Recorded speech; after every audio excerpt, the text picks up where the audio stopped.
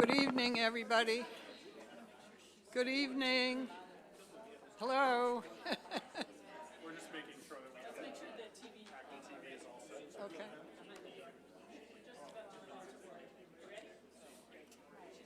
Okay. I'd like to call this meeting to order. Each one of us belongs to a separate committee, so I'm calling the Board of Selectmen meeting to order. Will the chairman of the school committee? I'm calling the Acton Boxborough Regional School Committee to order. And the FinCom? And the FinCom is also called to order. Right.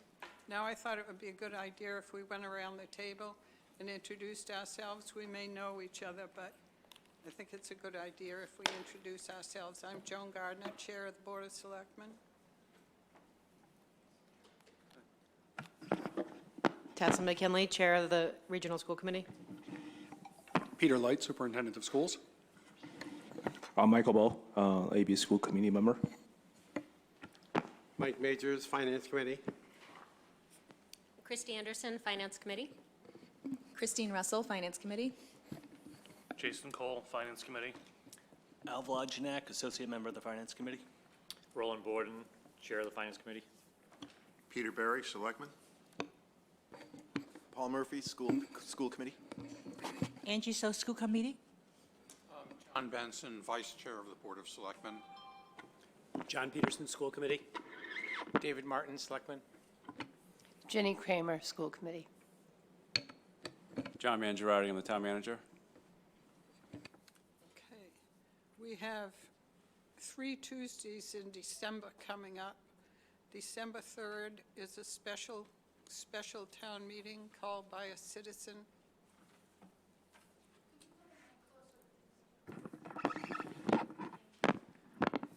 And December 10th is the regular special town meeting.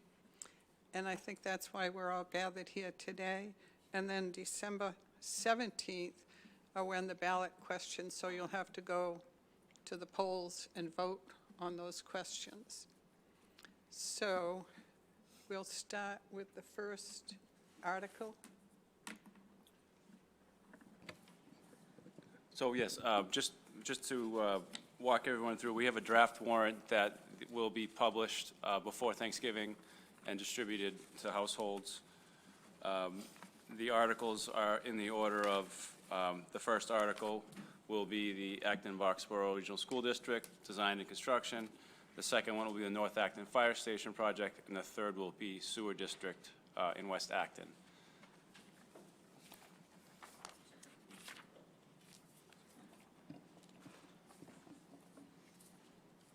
Jason? Excuse me, what day does the warrant close and go to the printer? It's closed. When does it go to the printer?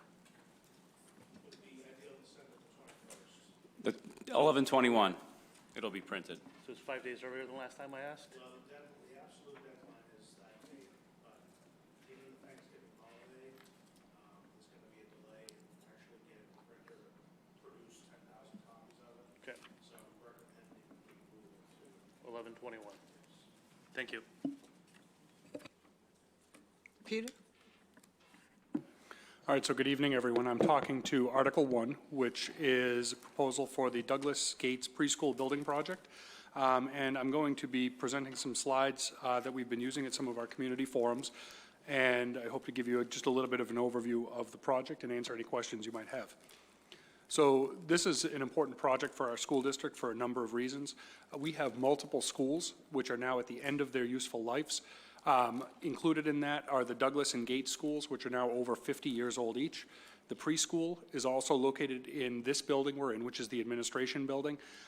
This was the former Miriam School, so this building is now over 60 years old. All 3 of these schools have significant issues around accessibility, health and safety issues, and also provide limited educational opportunities for students in the 21st century. We also know that district-wide, all of our classrooms are currently in use, and our enrollment is projected to increase over the next 10 years, so we have a space issue that we need to solve as well. Finally, what we're proposing is something we believe is a cost-effective solution that addresses multiple problems in one building and allows us to use the valuable district resources that we have for other capital projects in the remainder of our schools. This video, I'm not going to actually play the video because it's 8 minutes long tonight, unless there's some popular request that people want to see it. But this is available on our website, and we were able to produce this in conjunction with Acton TV. And it is a video walkthrough of both the Douglas and Gates elementary schools, with the principals narrating the overview of the existing conditions at both schools, so that people at home can have a better sense of exactly what the issues in the schools are that we're trying to solve with this project. This slide is from 2015-16, and it was the result of the original master planning study that was conducted by Dorr and Whittier Architects, and as well as the school district. And they essentially looked at all of our schools across the district and the buildings that the district owns and highlighted areas of concern. As you can see on this slide, it's typical in that red is bad and green is good. But we really identified 4 schools that had significant needs: the admin building, Conant, Douglas, and Gates. So the district, after this, applied to the MSBA for part of their core renovation program to study the various facilities, and we were accepted for the CT Douglas Elementary School. That kicked off a feasibility study, which voters approved 2 years ago, and we've been working on since. That study studied a variety of sites, and we'll talk about those in a minute. Enrollment projections from our most recent enrollment study from NESDEC. You can see the district has been in a period of declining enrollment, and over the next 10 years, we're projected to increase our enrollment significantly. I mentioned before in a slide that even though we're in a period of declining enrollment, we have space issues that we need to solve in the long term. That's primarily because over the same decade that we've had declining enrollment, we've had a significant increase in the services our students require, not only for special education and some of our most specialized programs across the district, but also in English language students coming into the school district. All of those programs require significant space allocations in order to meet the individual students' needs in our environment.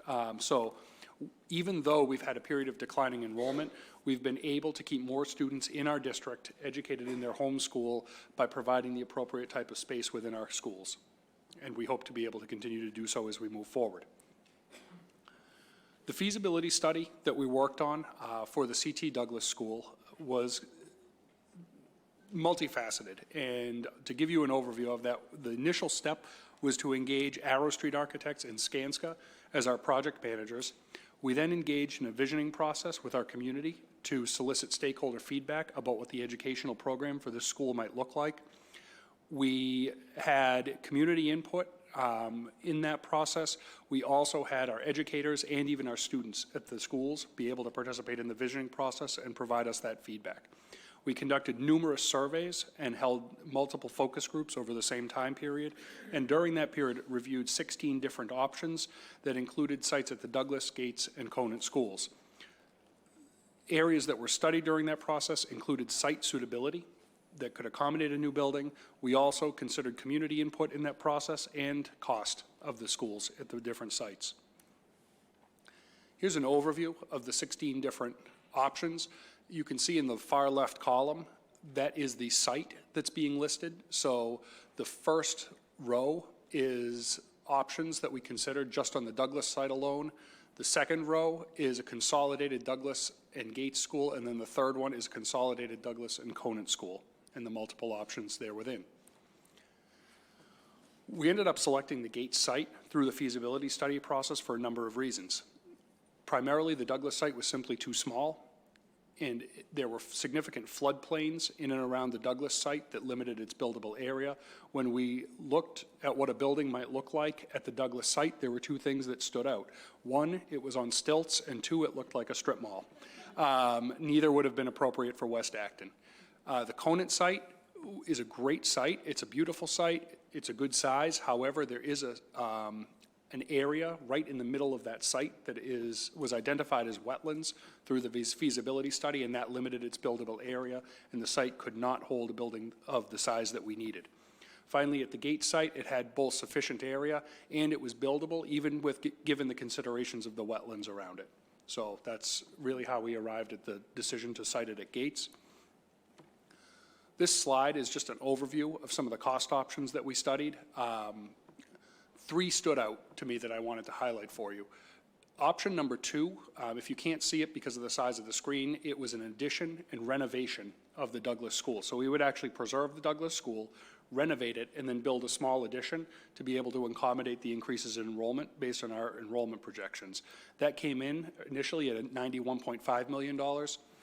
We then looked at an option to replace the Douglas School on the existing Douglas site. That came in at $99 million. And as you're likely aware, the option that we're proposing that is before the town is for a consolidated Douglas and Gates School with a preschool attached to that, and that is $117.3 million. So there is an economy of scale in the building that we're proposing to move forward. I'm going to talk a little bit about what our preferred option was through the feasibility study, which was the Douglas and Gates School with some preschool classrooms included in that project. This is the overall site of the building, and it is, the rectangle is situated north, south, east, west, so north is the upper side of this page. On the north site, the parking lot that's being proposed is currently the site of the existing Douglas School, and we are replicating a softball field next to that so that the district continues to maintain its softball fields based on the needs of our students and population in the community. On the south side, the parking lot shown next to the new building is the current site of the Gates School, and we are proposing the new school next to that. We are also proposing to rebuild the boardwalk that crosses the waterway in the middle of the site, which will be widened. It will also end up being a covered bridge so that it's usable by the community and our students and families year-round. Educational benefits of the program. This provides a modern library media center, which neither the Douglas or Gates schools currently do, and there is no access to a library or media center currently for our preschool students. This building also has 2 dedicated science, technology, engineering, and arts and mathematics labs, so STEAM labs, and 2 additional multi-purpose rooms. This allows the district to continue to build on one of our core strategies of engaging students more deeply, particularly around the areas of science, technology, engineering as we move forward. We also have a large learning commons, which is designed to facilitate larger gatherings of students and families within the building. It also provides an opportunity for public exhibitions of student work. In addition to the large double gym that this building will host, it also has a third or second health and wellness gym attached, which is fully reimbursable by the state. Each of the classrooms in this building share a common breakout space between every 2 classrooms that afford our students an opportunity to work either with some of our assistants in small groups or individually on some projects where they can be supervised by a teacher, but have an appropriate breakout space where it's not in the middle of a classroom and disturbing what's going on in class. And then finally, we have multiple outdoor learning spaces planned throughout the site. We have 3 separate playgrounds, one for our pre-K and kindergarten students, another for students in grades 1 through 3, and a third playground for students in grades 4 through 6. We also have an amphitheater planned on site, as well as several other outdoor learning spaces that teachers can bring students to during the day. We're also providing improved learning spaces for our students with special needs. Each school will have 3 learning centers, 2 speech and language classrooms, 1 sensory room, and 2 resource programs, and that is for each of our 2 elementary schools in this building. That will allow us to better distribute our students with special education and make sure we're providing equitable services across our schools. Additionally, there's significantly improved space for our early childhood program that has access to nurses and specials. So I'll elaborate on that for just a minute. Currently, students in the preschool do not have a nurse on site. These are also some of our most fragile students in the district. If a student needs to access a nurse, they actually have to go to a building next door to be able to do that. And they also do not have current access to art, music, and physical education teachers in this building. But with the move to the new school, all of those needs will be addressed for our preschool students. The overall plan of the school is a 3-story school, and what I'm showing you here is the first story. If you're familiar with the Parker Damon building, that is set up on a left-right configuration, where when you enter the building, the McCarthy Town School is on its left, spread over 3 stories, and on the right is the Miriam School, also spread over 3 stories. When we got stakeholder feedback through the process, one of the emerging themes was that spreading 1 school over 3 stories felt like a lot of movement for the kids, and our schools wanted more of a ranch-style 1-story feel to them. So the design we came up with was that the shared spaces and the administration space in the preschool are located on the 1st floor of this building, And then on the second floor will be the Gates School, and on the third floor is the Douglas. So once kids get to the floor of their school, that is their home base, and it feels more like a closed unit. On the north side of this is the preschool, and you can see that in the upper part of the floor plan. This also has a double cafeteria that has an opportunity to have the wall either opened up or closed between the two cafeterias. That's also a lesson learned from the Parker Damon building, where it can be very noisy for our students, and some of our students, particularly those who have sensory issues, have a hard time accessing that cafeteria. This one can be closed off. We also have a very small lunch space for some students with some of our more significant sensory issues. We have two performing areas. One is a full-size stage. The other is a performance area designated within the school, so both schools have that. We also, on the south side of the building, planned our small wellness gym and our large gymnasium, which you can see highlighted in green. The second floor of the school, I'll only show one of the floors, but essentially if you go from the upper side of this slide down, you have your kindergarten and first and second grade on the farthest part on the top of the slide. That then travels into the third and fourth grade section of the building, and on the east-west orientation, that is our fifth and sixth grade classrooms. Fifth and sixth graders have somewhat different space because we know developmentally there are different needs for fifth and sixth grade students that our kindergarten and first grade students don't have. This is also formed around what we consider to be the heart of the building, which is its library media center. This building has a two-story library media center so that it's accessible by both of our elementary schools. So whether or not you're in Douglas or Gates, you have equal access to this building. Each school also has a separate art and music classroom, which are highlighted on green in this slide. And then some of the areas highlighted in red are areas for counseling, special education services, and psychological services.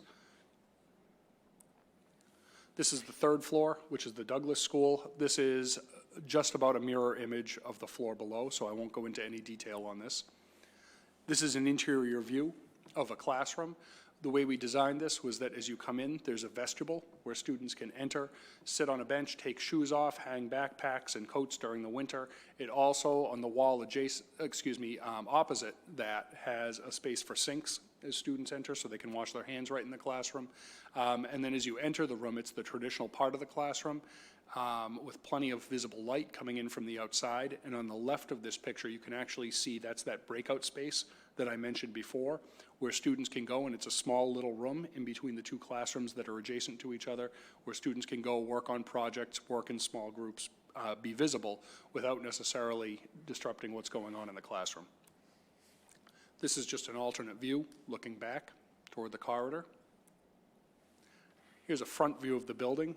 We were thrilled that our architect, Arrow Street, spent a considerable amount of time in West Acton studying the architecture of that part of our community. And they really looked at some of the windows in particular of the various buildings in West Acton and tried to replicate that feel in the building.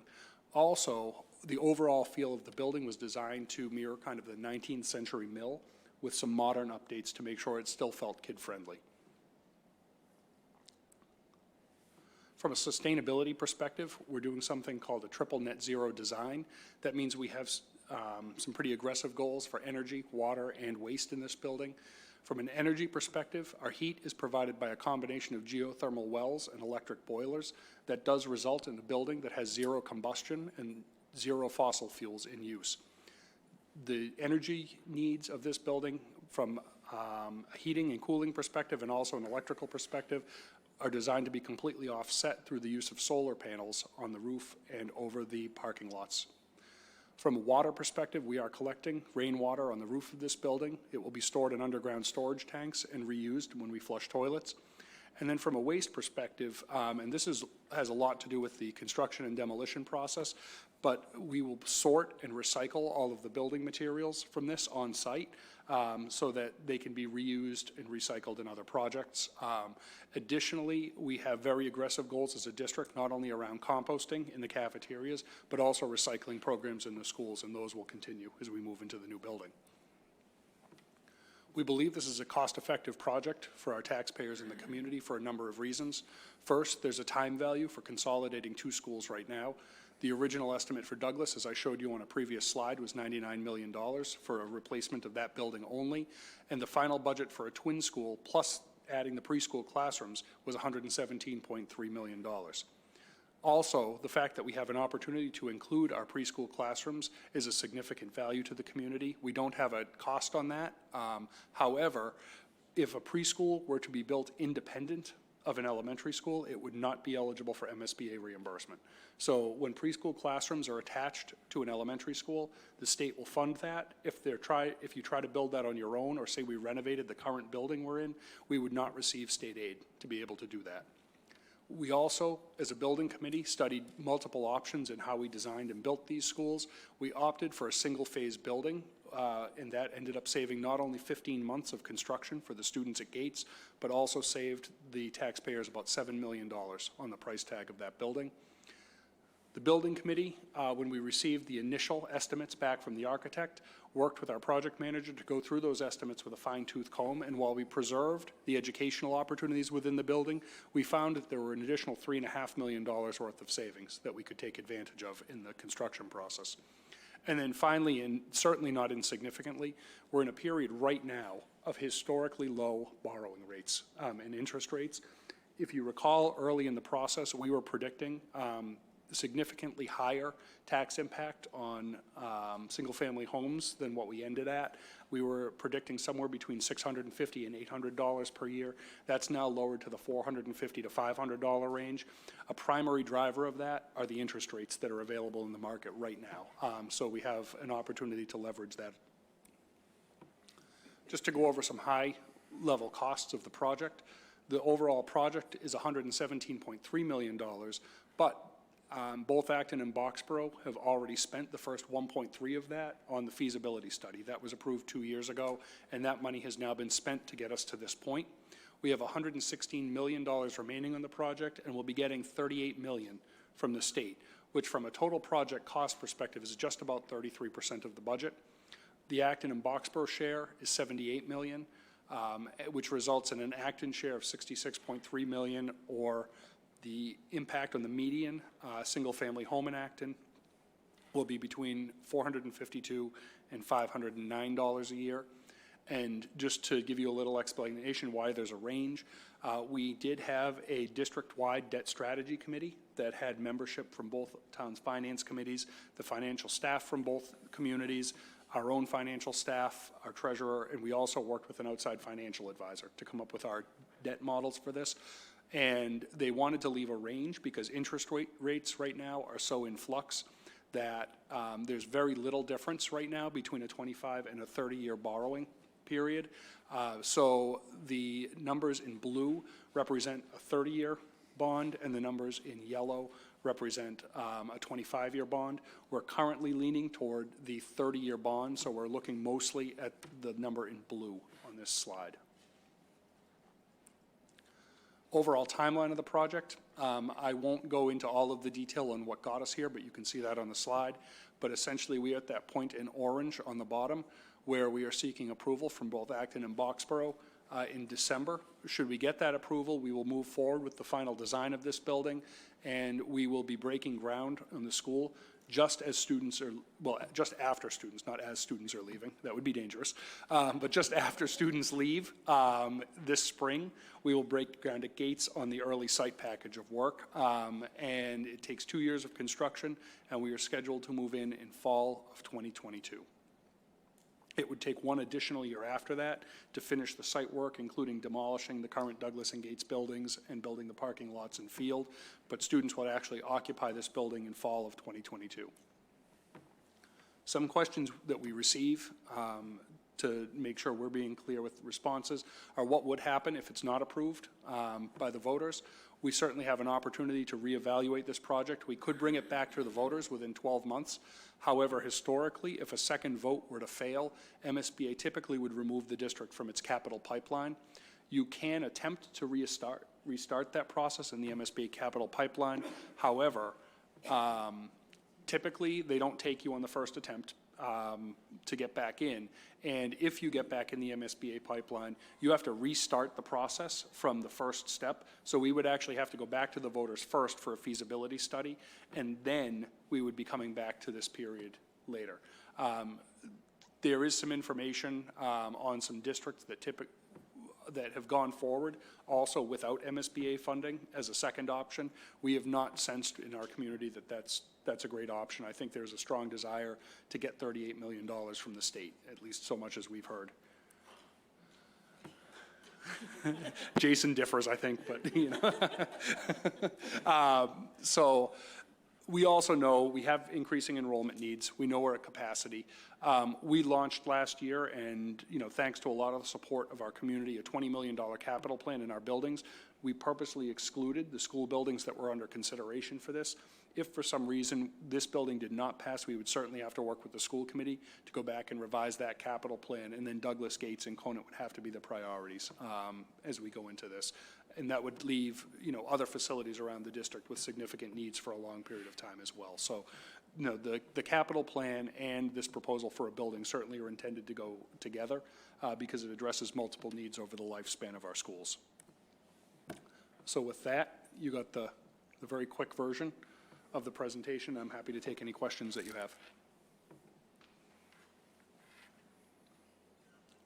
Just the logistics of the construction process, and some of the new building will go again where the existing building is or the parking area. How, with the school being open, you know, what is the scenario of the construction strategy on?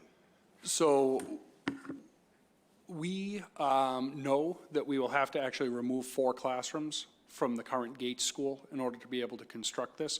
Those classrooms will be replicated with modulars to make sure all of our students have an appropriate space. What the architect is proposing to do is when we remove those classrooms, they actually come in and build a special wall that is sound absorbing and also vibration resistant to try and reduce the impact of that. There's also significant work that the construction manager will have to take during that process, a lot of dust control to the area. And that's something that we're in the process now of hiring the construction manager at risk. And when they come on board, we'll be working with them in January to finalize all of the plans around that. We're also hosting a program coming up at the next Gates PTO meeting for families at the Gates School who want to hear more about some of the safety measures we're taking during that construction process. Sure. Michael, maybe first. So doing this a transition from the current school to the new school, so I assume that this cost, the cost you presented, will cover the transition period, right? Yeah, that's correct. All of the costs for those modulars and the relocation of students during that time are all within the total project budget. Roland? Peter, what is the reason for having the bridge over the wetlands covered versus open? It seems like to me to be just being expensive. We don't need to have to put a roof on a bridge. So I'm going to introduce a couple people to you too, in case we have some detailed questions. This is Mary Brolin. She's the chair of the building committee. And I also want to introduce Larry Spang, who is the principal at Arrow Street Architect, and Chuck Adams, who is our owner's project manager. So because that bridge is over wetlands, we cannot salt the bridge. We want it to be accessible through the winter.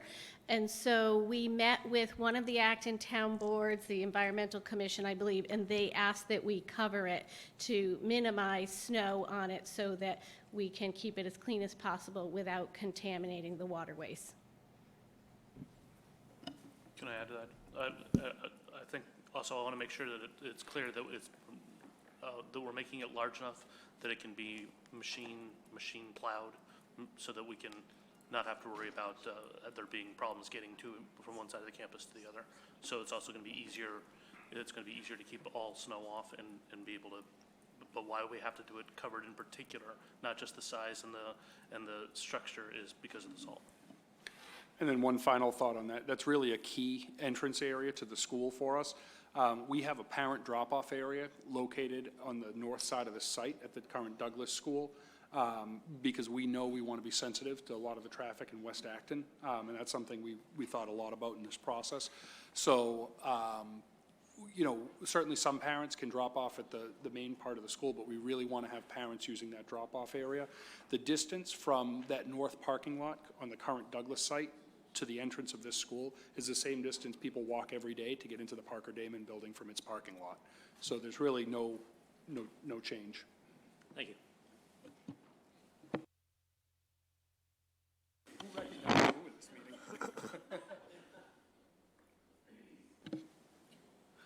I'll go for, Paul, I'm sorry to butt in, but I have a comment and a couple of questions. You mentioned the 38%.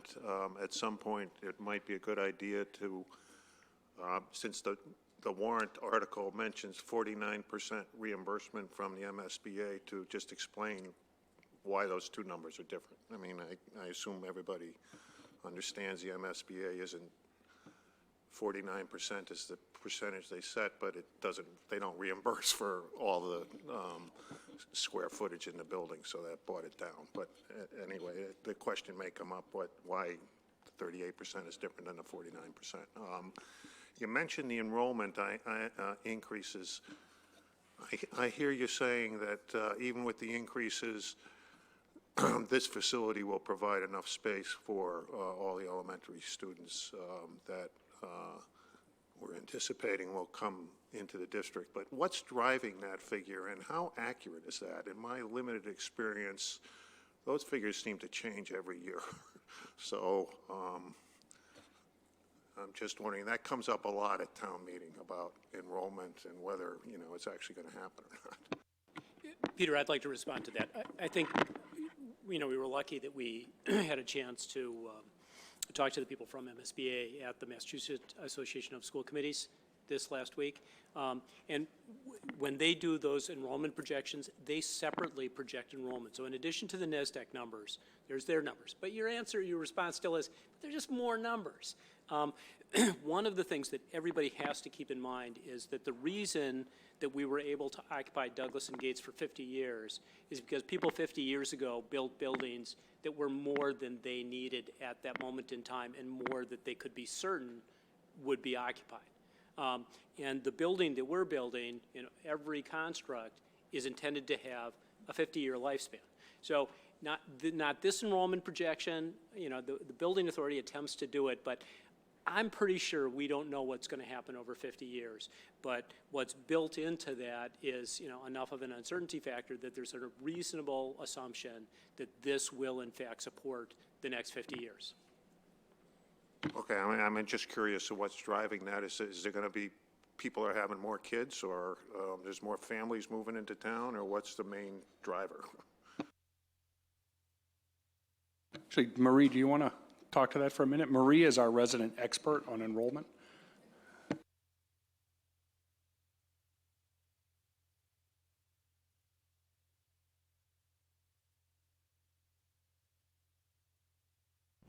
Okay, is that better? So we've used NESDEC. Previously, we used NESDEC and the Ashtons did them for us. So we had, I would say, more confidence before.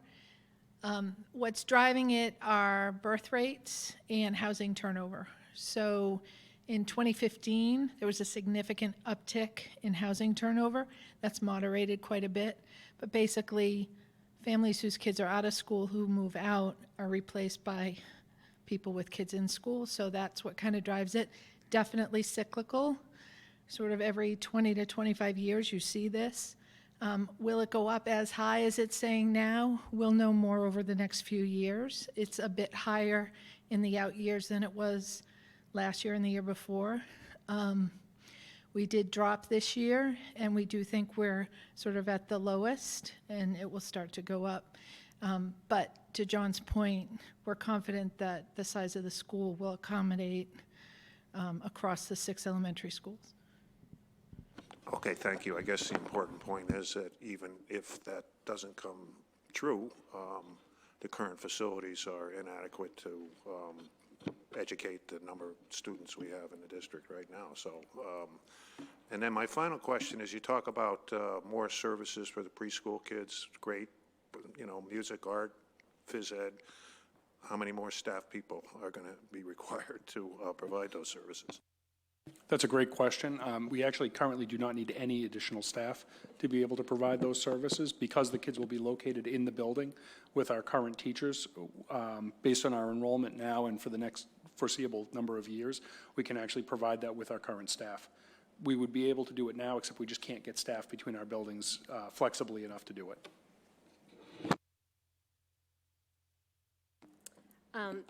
This raises an interesting question of the timing of Conant, because it looks like if we were to get MSBA help or not and go to do Conant, that we're looking at $99 million-ish building, given what it was for Douglas by itself. When do we think that's coming? So I'll have my project manager and architect also chime in if there's anything inaccurate that I say, but typically MSBA does not accept a school into its pipeline while another project in that district is pending or under construction. So I don't think that we would even be able to start Conant or talk to MSBA about that probably for the next 5 years, probably maybe even 7 years. We are continuing to apply to MSBA to the core program every year. We've done it for the last 2 years. We continue to apply. We'll submit another application this year, but we will likely continue to get rejected while we're working on this project until it's closed out. We know we will have to do certain things to Conant. For example, we already know one of the parking lots is going to need to get repaved. Simply because it has to be able to be safe for the long term. So we need to keep things safe. The principal has continued to look at educational technology and make sure we're bringing things into the classroom, that students have good opportunities at the school. But I think long-term facility, that's going to be the next one to be studied, but probably not in the next 5 years. Now, is Conant going to be added into the capital plan that you present in the next budget? Yes. Since we've decided which schools? Some of the work, it certainly won't be to bring the entire school up to current standards. No, but just what we need until we can hopefully get it rebuilt with MSBA I think help. it will probably take longer than that period of time to be able to study, to get a full picture of that. But certainly some of the issues that we know about at Conant will be reflected in the next capital plan. And what about the admin building? When are we seeing something needing to happen with that, and what's the scope? That we don't know. Tear it down. That's still undetermined at this point. You know, we will continue to need administrative space. If we were to go off-site for that, we'd certainly be leasing at this point. There's no space in any of our schools to house the school administration. In all honesty, I think when the preschool leaves here, it will probably be an opportunity to consolidate the administration that's right now still spread out across a lot of the parts of the district, including ed tech. We also have our facilities department in other places. We have multiple curriculum staff located in other parts of the district because we don't have space right now in this building. When the preschool moves, we can bring those staff here. I think if it's a adult-only kind of a building and used for community ed, it can serve us at least for the foreseeable future. But I think that it will also free up classrooms in some of our other schools, particularly the junior high and high school, over the next few years. So I don't know if you're going to see a recommendation to get rid of this building in the immediate future, because it will increase our operating costs on an annual basis and still not provide us with sufficient space. Thank you.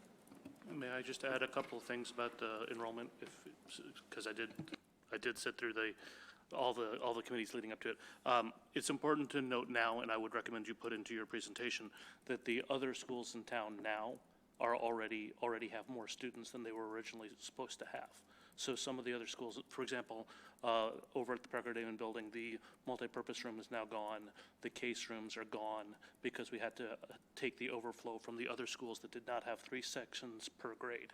So the first thing that this new twin school does is trues up that every school has 3 sections per grade, rather than having to have the bubbles of some grades having 4 sections. For example, I think there are now 3 sections of McT, 3 grades of McT that have 4 sections. So we're trying to, where there has been a glut is the wrong word, where there has been a problem with too many students in one given school, we're actually trying to true that up district-wide with this new twin school. It's also important to remember that during all the planning meetings, back when the committee was the DMPRC, there was always the possibility. We always said that the Conant school would be the opportunity to true up if our enrollment numbers were dead wrong. One of the more outlandish things that was thought about that I think is great, and I'm going to keep bringing up when we get there again, is if we are very wrong on our enrollment numbers, say we wildly underestimated, then one of the possibilities is rather than building another single elementary school at the Conant site, there was the possibility, and I'm not saying this is plan of record, so don't everyone get upset. What the other intriguing concept was to change from a K-6 to a K-5 model, have a traditional middle school model, and have 2 middle schools. So go 6-2-1, elementary, middle, high school, and then build the second middle school around the Conant site. So that is not plan of record, obviously, but it's something that was discussed as one of the many ways that we could true up if our enrollment numbers are vastly wrong. Similarly, if our enrollment numbers are significantly less than when we do the second phase or the Conant side, we will not need to build as big a school on the Conant sides, which might be a good thing because the buildable space over there is actually quite limited by the Italy-shaped wetlands problem that we ran across. Does that help? Great. Yeah, Peter, in the previous presentation, you mentioned that the cap of 117, you may want to elaborate on that because the number that you mentioned in the previous meeting that it will not be exceed. So how is that achieved? I think people will be concerned whether the project will be capped at a certain amount. Yeah, that's a great point. So the MSBA actually requires us to set a maximum project budget or not to exceed amount, and the not to exceed amount is 117.3.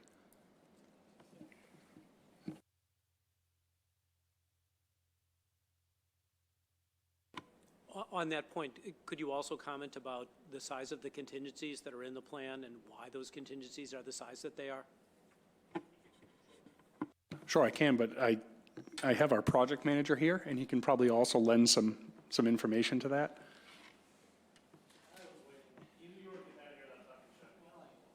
You came to the meeting. I want to make sure you have an opportunity to contribute. I was just driving by, and I figured I'd stop in. Glad I did. I'm sorry. As Peter said, I'm Chuck Adam. I'm the owner's project manager with a firm called Skanska. The question, John, to your contingencies, we were asked that by the MSBA when we submitted the total project budget as well. What we've included in the contingency, is within the construction manager's contract, we will have contingencies built in for various parts of the building as they go. Meaning for the steel, we're going to buy the steel ahead of time, so therefore we're going to have a little bit of money in there should something come up after the steel is bought, because that's how the CM process works. You buy the things, the long lead time items up front so that you're carrying on through, and you're also buying them at the right time. We'll watch the market. We've got a percentage in there for owner's contingency, which are soft costs. They're for fees, for things that you may want to add as the owner into the project that the CM or the architects can't get a handle on. They can't spend that money. The bottom line is whatever funds we have in there for those percentages, none of it can be spent without approval of the building committee. So there's nobody, the CMs, us, the architects, can't expend any of those funds that we have built in there without the approval of the building committee. And that's our job, is to monitor those costs. We monitor them weekly, where we're sitting down at a weekly meeting and we're trending those costs. We'll bring those to the building committee each month for their approval as we go forward. If there are things that occur in an emergency going forward, because this project is kind of fast-tracked as we move into next spring, there'll be ways that we can deal with them. So we have an adequate amount in there. The MSB asked us to verify that as well, and we did. And we gave an explanation to that. We felt we were very comfortable in there. Yeah, I just want to mention one thing about the contingencies. The project budget now doesn't contain any funds for the town inspection costs for building inspectors during the course of construction. I understand that Peter and John have been working to come up with a figure that the town can agree on that would not be the normal figure. It's about like $1 million generally for a project of this size. So I assume we're going to vote on that before the town meeting. Is that going to be on a selectmen's agenda at some point? I'm also assured by Chuck, or we are, the building committee was, that there's enough in the contingencies to cover whatever the inspection costs finally work out to be. But there's nothing in the budget right now for the inspection costs, so. Just one quick update. We actually did end up putting $500,000 aside. It was a late add to the project budget, but it's sitting in one of the contingency line items. It's in the owner's But we did that with the understanding that would be for permitting fees.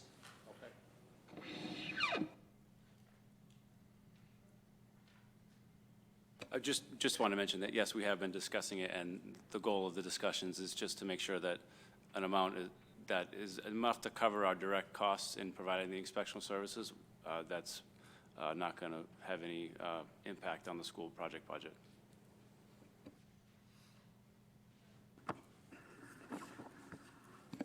So, Peter, you had a slide showing the educational benefits. And the bottom point, I think you talked about the nursing situation, or you know, the access to nurses situation, and you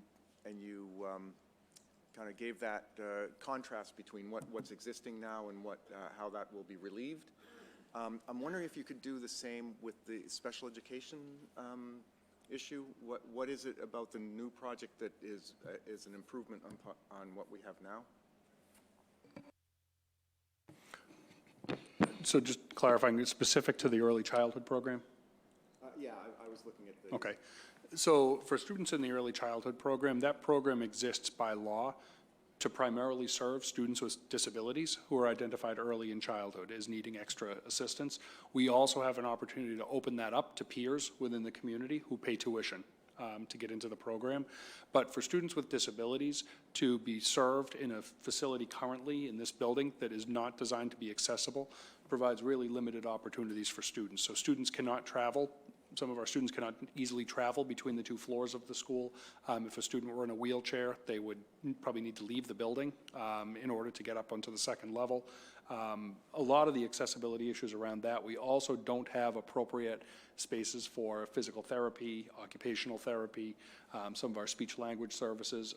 We're stuffing them into closets and any space that we can find in this building right now, which is just not educationally appropriate for our students. So those types of issues all have specially designed spaces and accessibility for our students.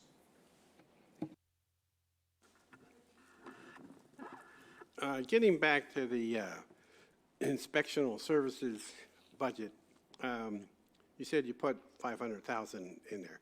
My question is, does the town, and we might have some experts here, have the technical resources to, like, for electrical inspections, mechanical inspections, this fancy environmental system you're talking about to cover that, whereas they might have to have consultants come in and handle a big project of that nature? You know, if we have to go outside of the town inspectional services, you know, you're going to be paying a premium for that, and I just think we might not have the budget to cover it that you're talking about. So when I mentioned, one of the goals is to make sure that we're able to cover direct costs that we would need to incur as the inspecting entity, and that would include code review, third-party code review, third-party inspections, or if we needed someone to look at the fire protection plans other than our fire department. Those are some of the costs that I've been discussing with Peter to make sure that we have enough in what we're working with to make sure those costs are covered. I'll have one more question because Peter, I remember that you can correct me that the MSBA require that the two schools are different levels, right? So right now, Douglas will be at third level, and then the Gates will be second level. So what about if the capacity for the Douglas, is kind of overflow, but the Gates, that level, have plenty of rooms. So how do we want to resolve that? Because I'm not sure if we could have crossed the line per the MSBA requirements. So a couple of things. We actually set the capacity of each of our schools at the district level before we open it up to families to apply. So we actually designate that there are X number of classrooms, 3 classrooms per grade level, available at each of these schools, and then we cap that for families. So if more families apply, that's why they have to choose a second or third choice, because they wouldn't necessarily get their top choice, and that's been our existing practice for a long time. However, when we went through the MSBA process, what they did require of us was to design the school flexibly enough that as the educational programs change over time, we have the flexibility to do that. So for example, one question MSBA posed to us was, what would happen if 30 years down the line, there's, your 6 administrations later, hopefully not quite 6, maybe less, but your 3 or 4 administrations later, and you decide that this is going to be one school and not 2 separate schools within a building. Show us on this floor plan how you would be able to achieve that. And we submitted a separate schematic design just to address that need. So this space, while it's laid out like this, because this is how we will be using it when we open, it's also designed so that 30 years, 20 years down the line, if needs change, it can be used flexibly. There's no specific answer to the exact question you're asking, because it would be based on what the needs actually look like at the time. So that's the challenge I'm having. But it is designed flexibly and interchangeably.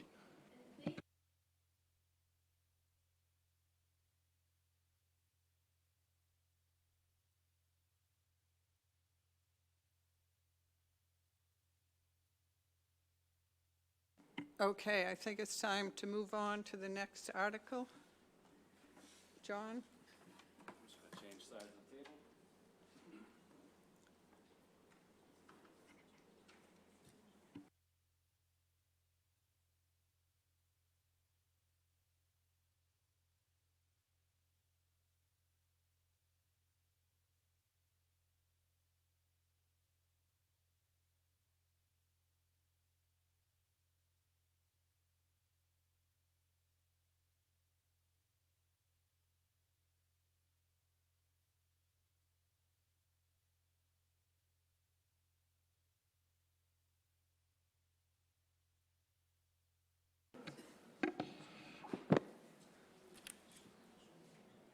So thank you.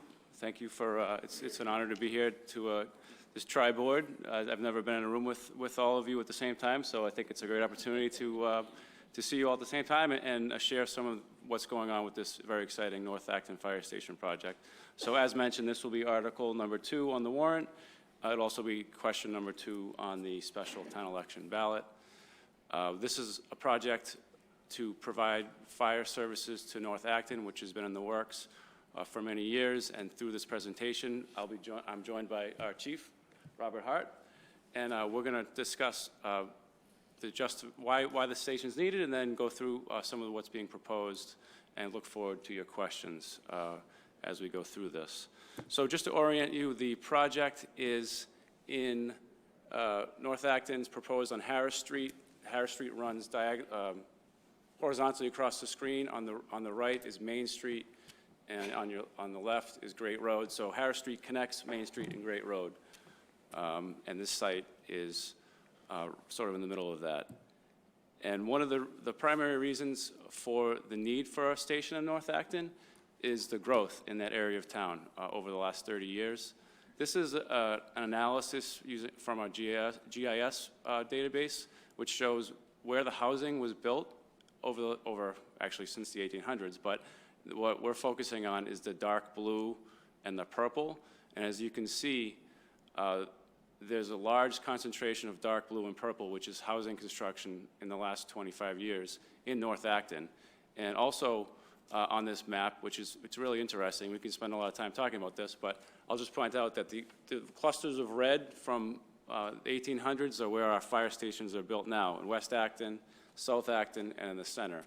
And there's not any coverage currently in the North Station, and the star shown on the map is where Harris Street is. It's the proposed location.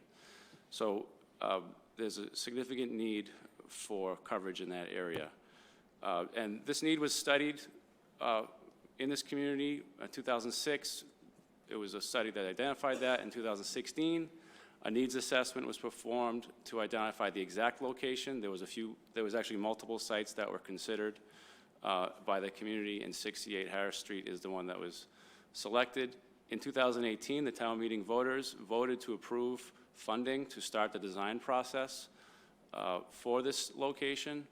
The $750,000 was approved at the time, and that's the funding that we've been using to do the design work to lead to the next phase of the project. The coverage of the town is best described through these radiuses. So currently, right now, the green is 1.5 miles from each station, and the blue is 2.5 miles from each station. So there's significant overlap. If you look on the left, that's our current condition. There's overlap in the other 3 stations where we have good coverage within 1.5 and 2 miles, but once you get to the north part, there's no coverage. So if you look to the right, the map shows what having the 4th station in the mix, how that would impact our coverage, and it's really very helpful to have that station position there. This is what it looks like right now. If you've driven by there, it's a former fishery and wildlife building. They had an office there for many years, and it's currently vacant. This is a conceptual rendering of what the station would look like based on the feasibility study that we've performed and the multiple public input sessions that we've held. We also work very closely with our design review board, which has a lot of great ideas and considerations for how it should look and feel. This is the site layout. I wanted to point out that there's actually a garage on the site today that we're going to continue to use in the future, and that's shown right there, existing garage. And so then the brown building that I showed earlier would be torn down, and the new 12,000 square foot fire station building we built right along the street. The parking for the employees would be put in the back of the site, up behind the existing garage. There would be a 3-bay garage, apparatus bay, that has access to the street.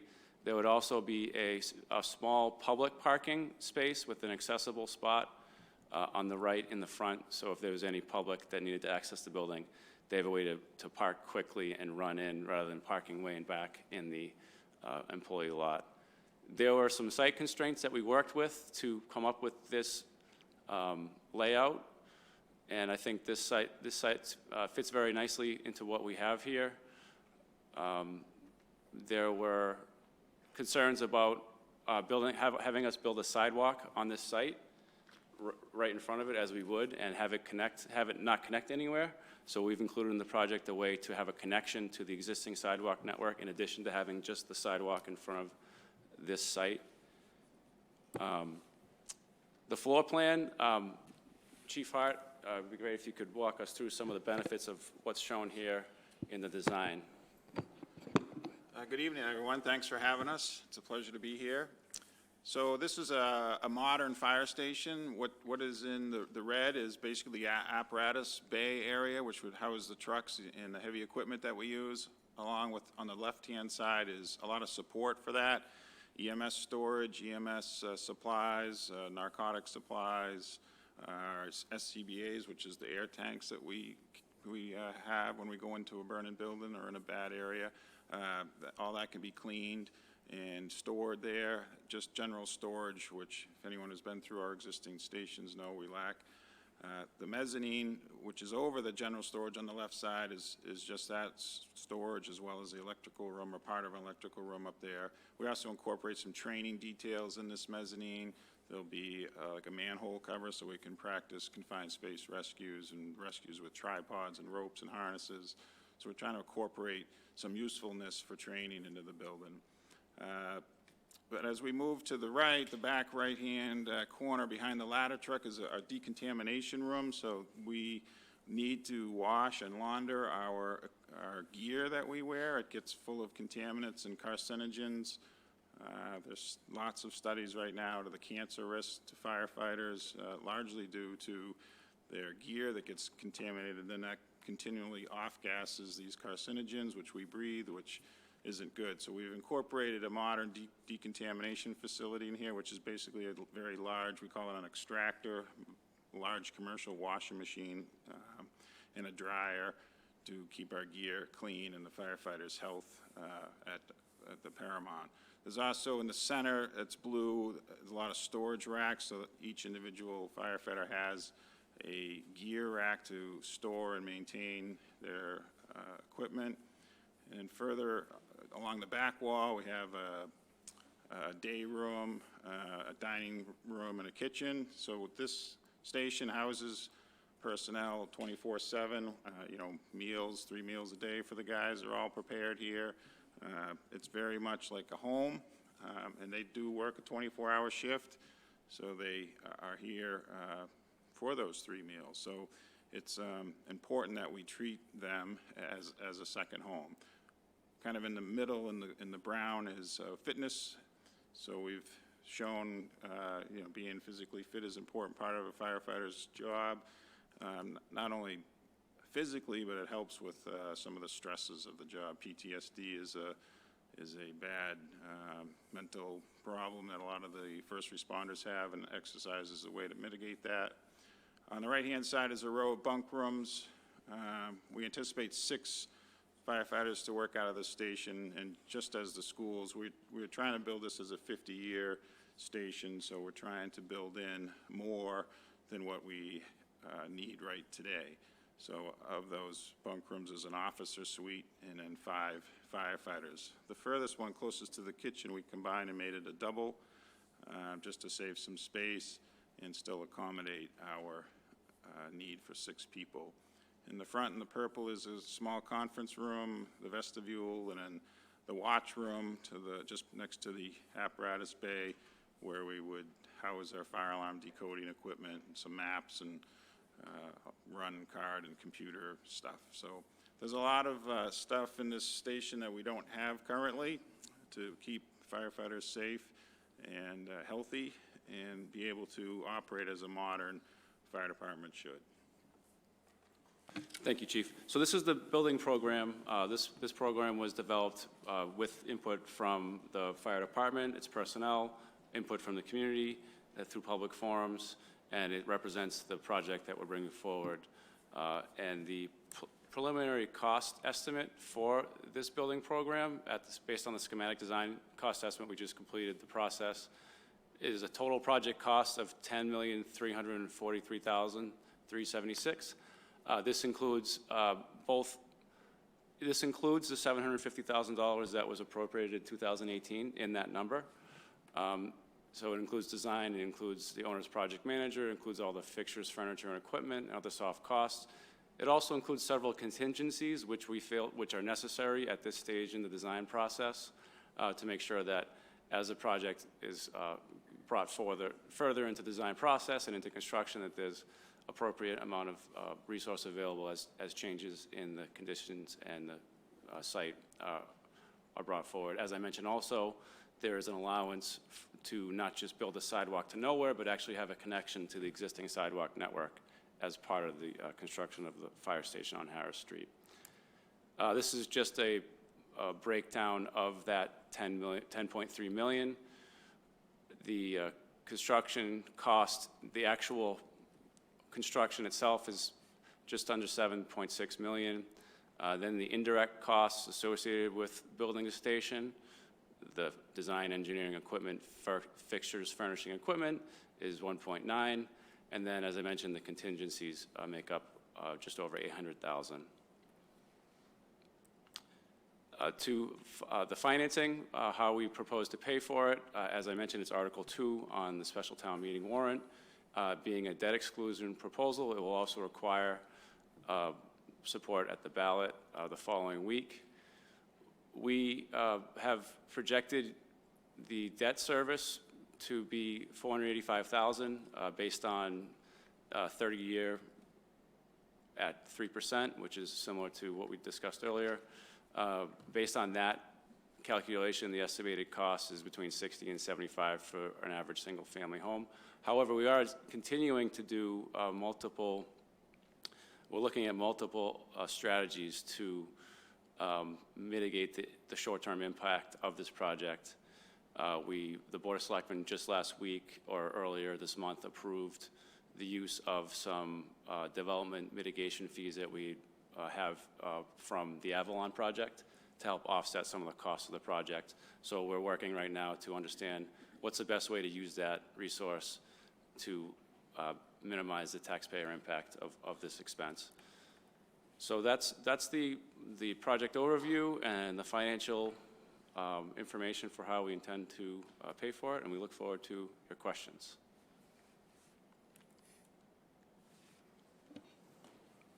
So when you talk about an allowance for the sidewalk, to me, that means a separate bid. When you go out to public bid, if you have an allowance, that's a separate bid that you'd consider funding if the bids for the construction of the building come in within budget. Is that the way that works?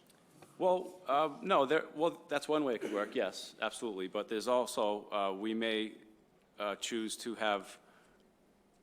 not to have the contractor build the sidewalk that's directly in front of the building and choose to build it on our own within the project budget. So there are multiple ways that we're considering incorporating it in the project. That's why we're calling an allowance right now, but it is part of the project overview or overall.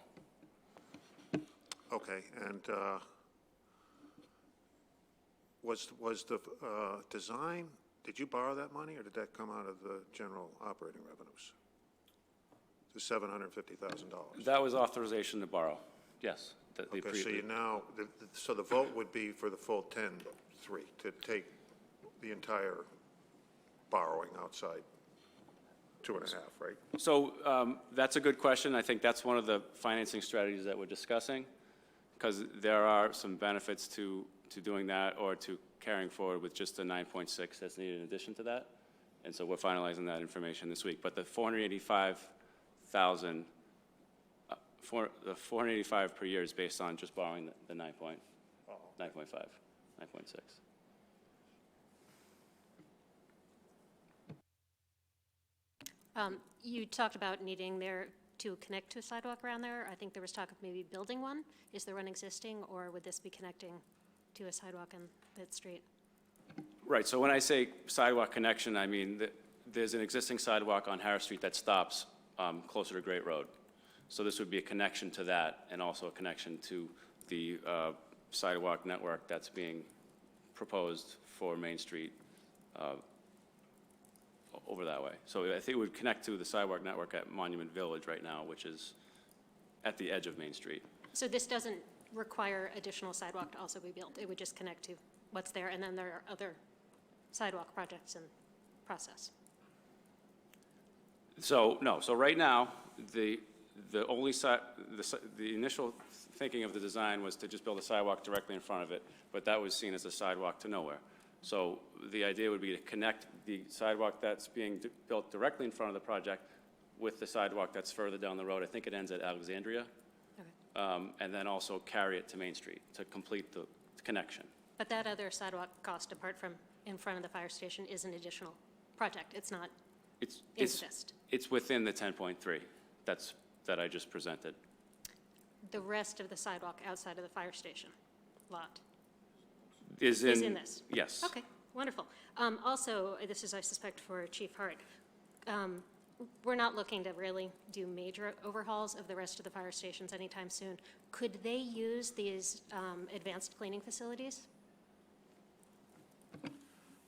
Yes, we would bring the gear from other stations to this facility to keep everyone in better shape.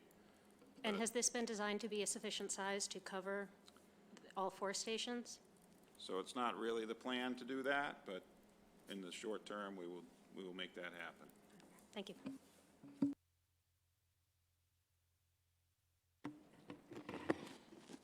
Is there any plan for, in the future, in the near future, because I see there's future capacity, so what's the plan for new truck or new staff?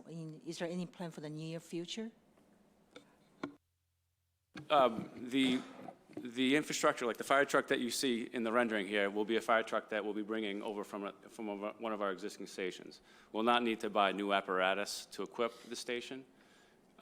In the same way, we will not need to hire new personnel to staff the station. However, the fire chief and I have been discussing ways that we can add staffing to the department in the near future, regardless of the new station. So we could staff it with what the manpower or the staffing that we have today, which would be bringing 2 people from. Do you want to explain exactly how that would go? So we have four people at our Station 1 currently, so 2 of those would go to this station to man this station with 2 people on the apparatus 24/7. And that's the way we run our other stations. Station 2 and Station 3 have the same number of 2. So it's stretching us a little thin, but like the town manager said, we're working on ways to increase staffing. But that's due to like run volume, not necessarily this station. The equipment, we can do the same. We can, we cross at Station 2, our ladder truck is cross-manned with an engine company and a second ambulance. So we'll just move the ladder truck to this station here. So Station 2 won't be choosing one or the other.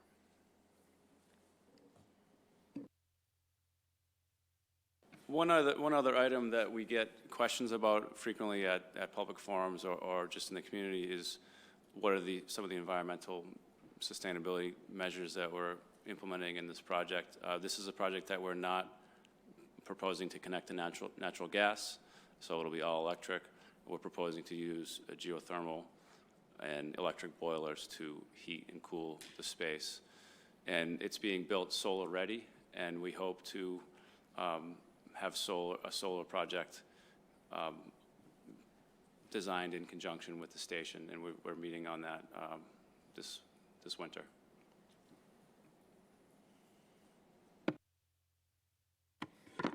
Related to the point that you just made about some of the features of the station, obviously this is something that, the town has been working on for a long time, so people remember, lower numbers from earlier iterations. One reason that the number is what it is now is, of course, over the intervening years, construction costs have increased.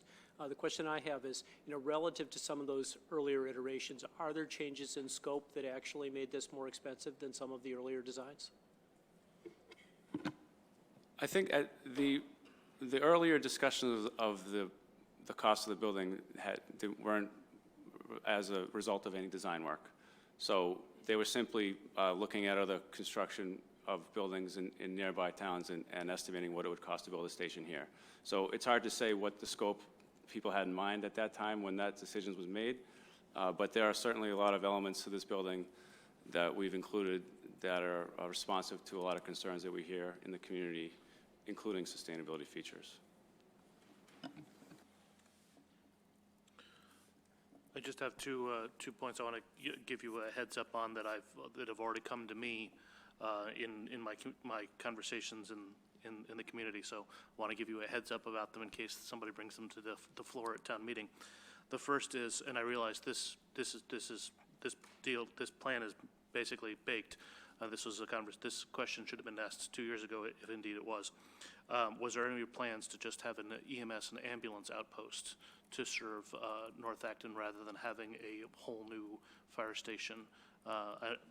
Just letting you know that's a question that I've heard on two separate occasions already leading up to this.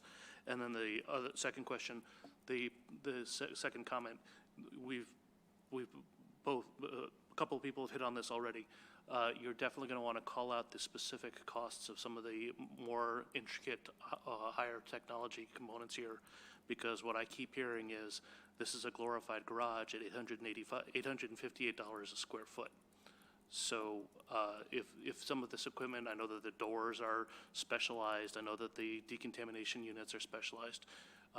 You've mentioned those things, but if you can definitely help, it will help your cause if you're able to show why the square footage costs on this building are so high. Thank you. I think that's a great suggestion, the 1.9. What are some of the things that make up that 1.9 million? Yes, that's a great suggestion. Just the whole $858 a square foot is what we're looking at here.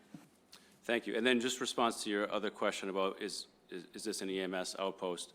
I think it's very important for everyone to understand that having a fire engine in this station provides EMS support immediately. You don't, when an engine responds, they have EMTs on board. In some cases, they have paramedics on board. But the opposite's also true. If you just had an EMS outpost without a fire engine, you could be able to put in something much smaller, much faster, and provide the greatest amount of service. I don't know how many fully engulfed building fires we have in North Acton. I'm sure that the call ratios for EMS is significantly lopsided versus fire calls. Thank you. Just go ahead. Yeah.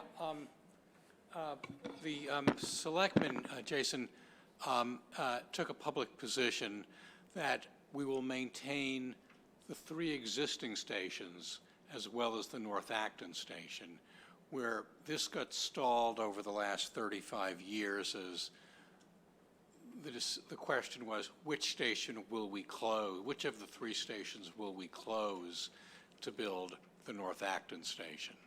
And, you know, what we're dealing with is a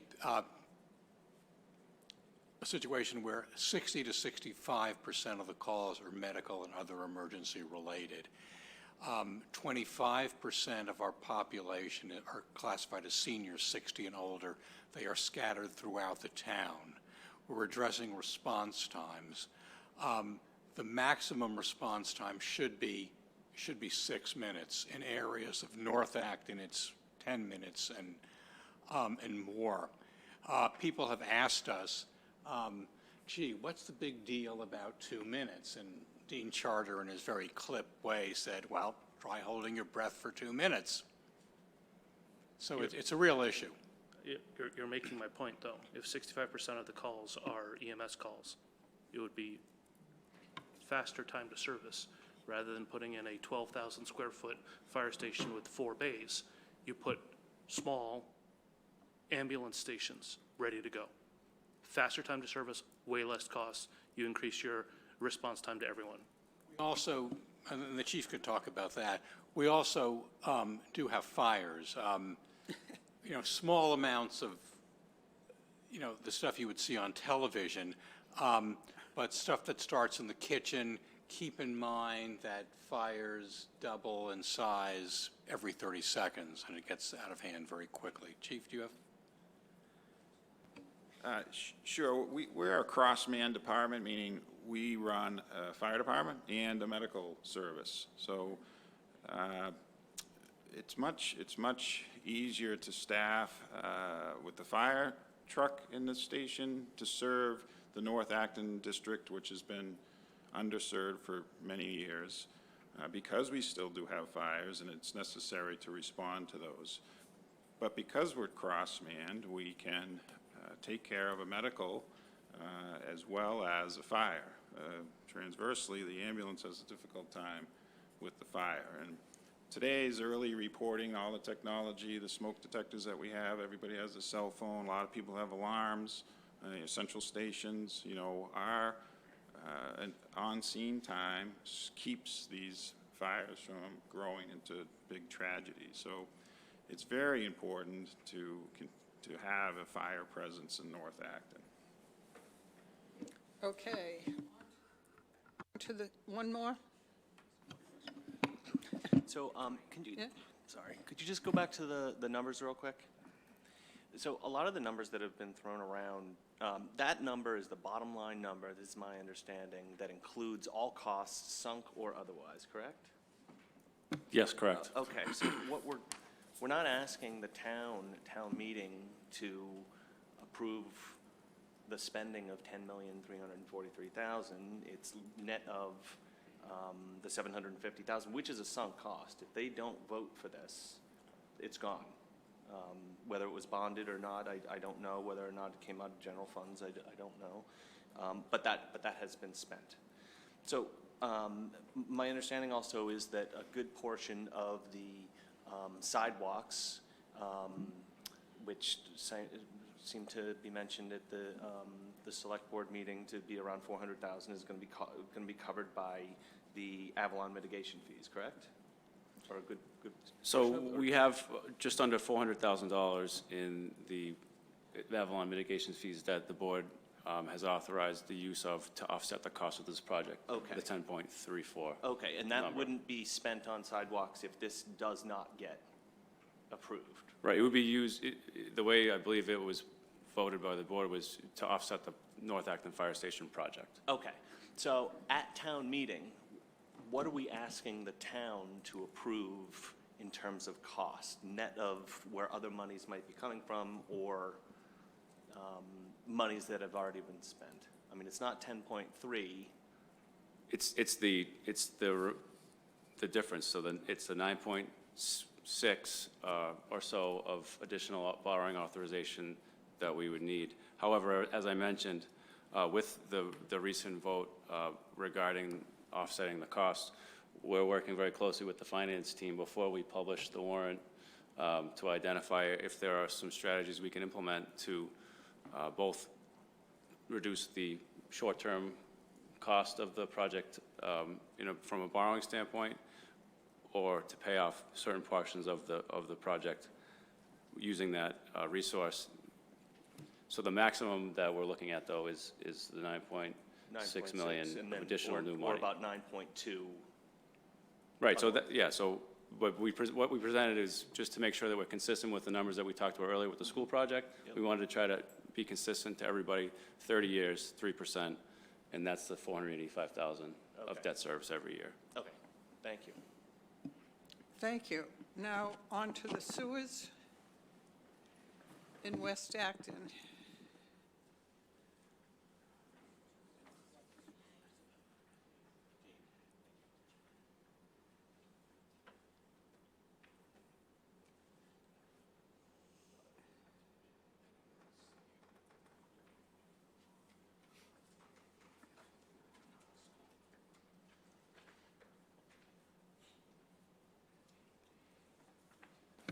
Hi.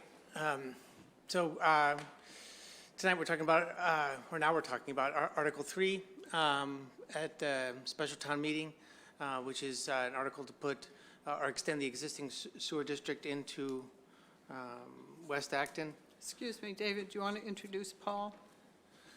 I was going to do that just now. So I want to recognize the fact that Paul Campbell, the town engineer, oh, he's right here. Sorry. Had a,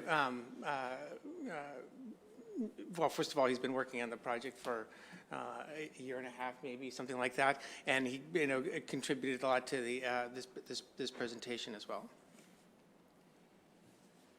So this article is to authorize the town to borrow $15 million to extend sewers into West Acton.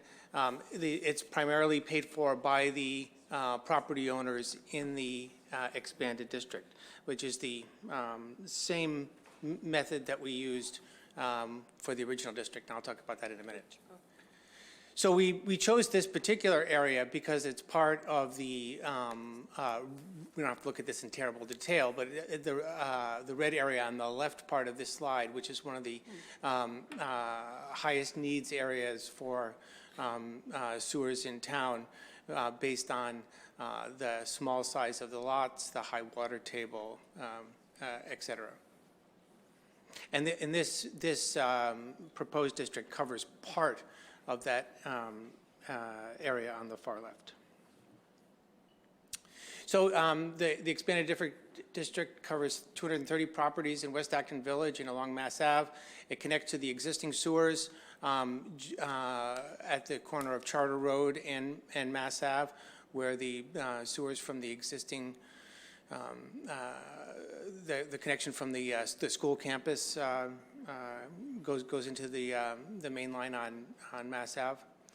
The district would use the same wastewater treatment plant as we have now in South Acton, and it follows the same financial model as the original district, in that each expansion of the sewer district pays for itself, and all the costs are, we've apportioned as fairly as possible, not only to the residents of this district, but to the residents of the existing district. So this blue area is the proposed district. It's the core of West Acton Village. and the areas, or the properties that face Mass Ave on the way out to West Acton.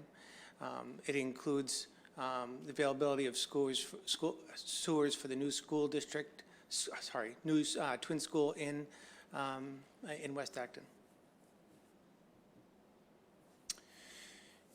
The residents in the district, the property owners in the district, received the letters just a couple of weeks ago, so maybe several weeks ago now, telling them what their sewer betterments would be. The betterments are the amount of the cost of the entire project, and I'll talk about this in a minute, apportioned among all the properties. And also in these letters, we told people that we would be voting on this at the December 10th town meeting. One of the main reasons for having the sewers in West Acton is to address all the problems that businesses in the West Acton Village have because of lack of sewers. There are property owners in the business area that have buildings that they can't do what they want with.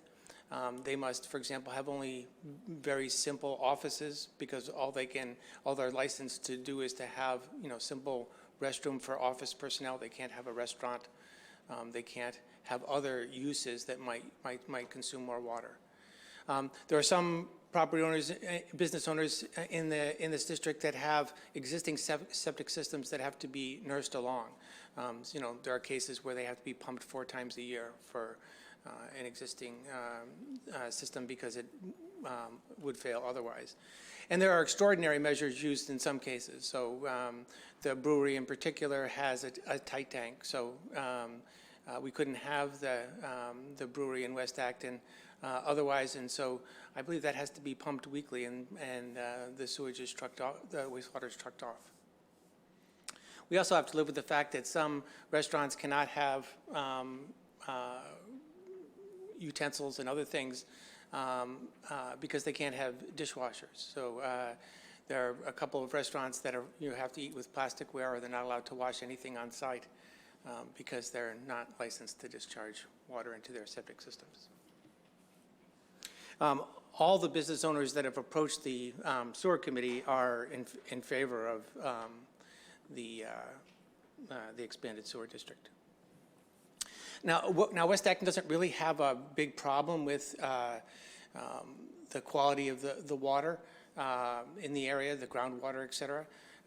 But we have to note that septic systems do, all septic systems fail eventually. And when they do, it's kind of messy. And our wastewater treatment plant discharges much cleaner water than does a septic system.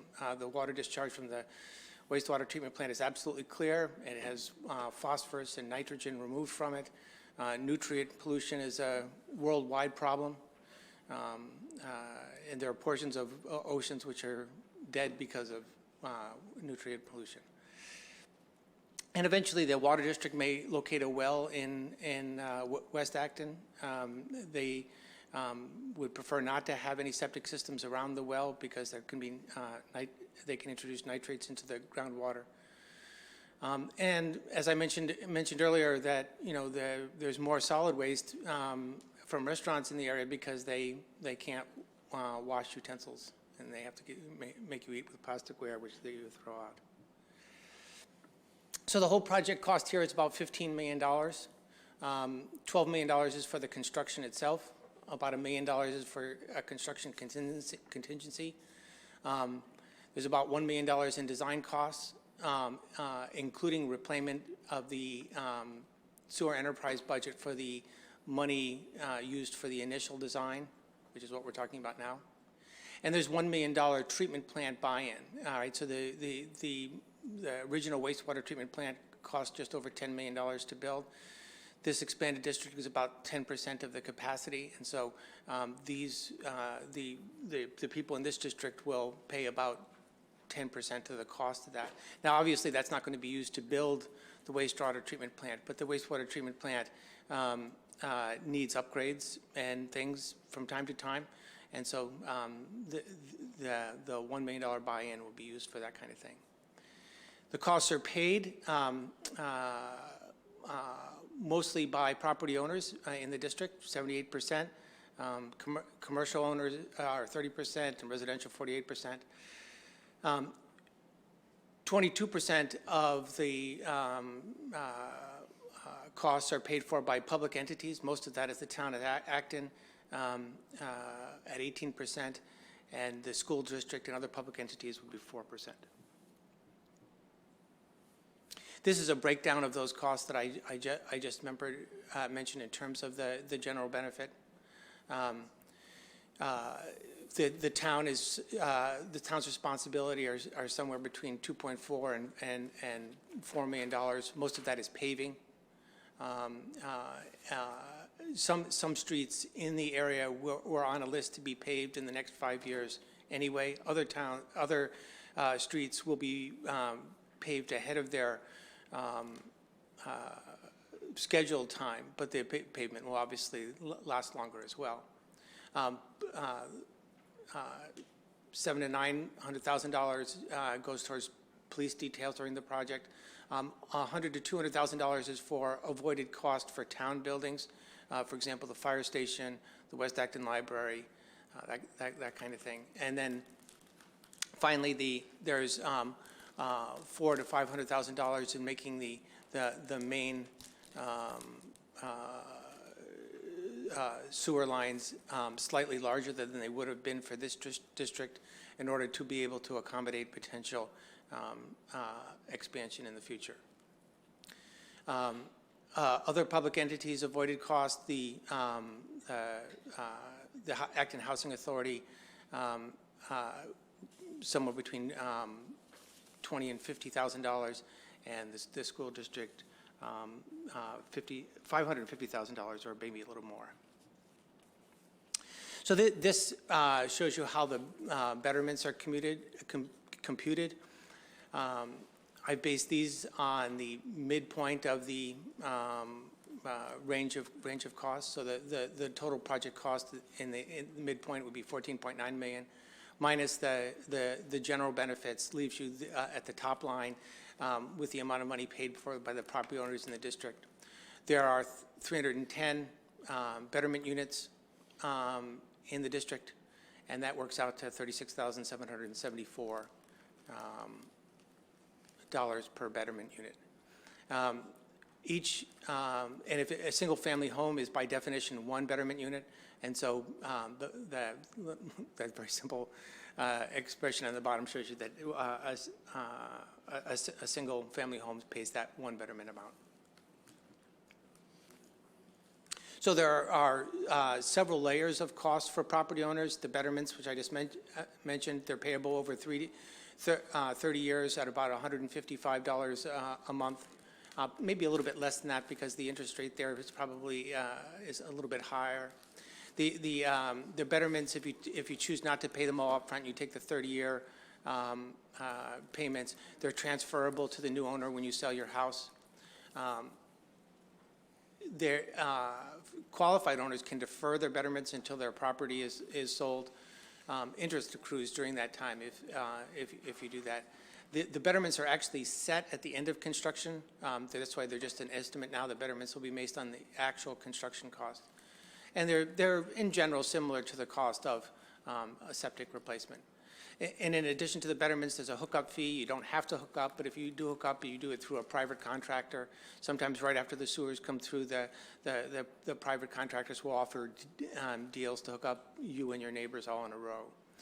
And then there's a sewer fee, which is like your water bill, but in reverse. If this expanded district means that the fixed costs that you use to set the sewer fee will be spread over more users, and so that will moderate the sewer fees.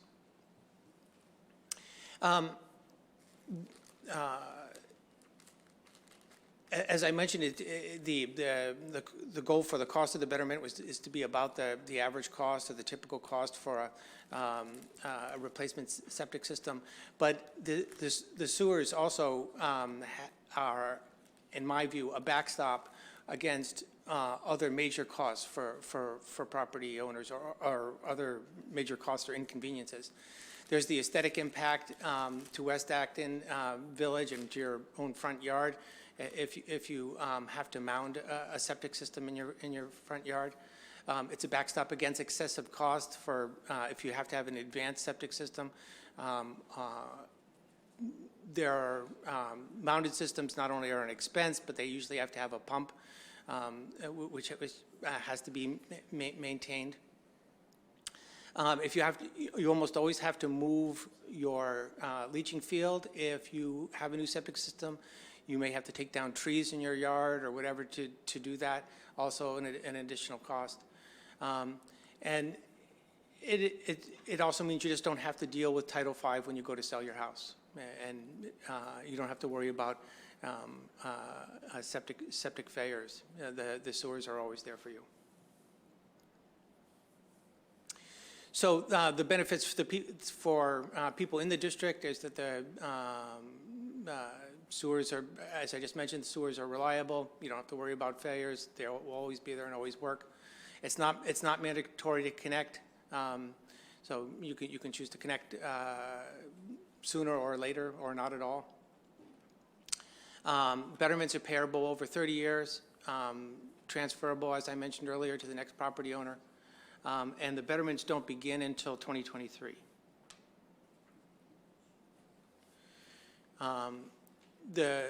Most of the project is paid for by the property owners in the district.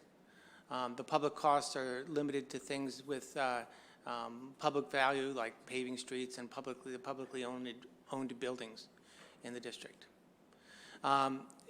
West Acton is a unique area in town. It's really the only walkable shopping area in town, and the sewers support the businesses in the West Acton Village. For people who are in the existing sewer district, $1.3 million of the betterments in the West Acton expanded district go to support common costs for everyone in the district.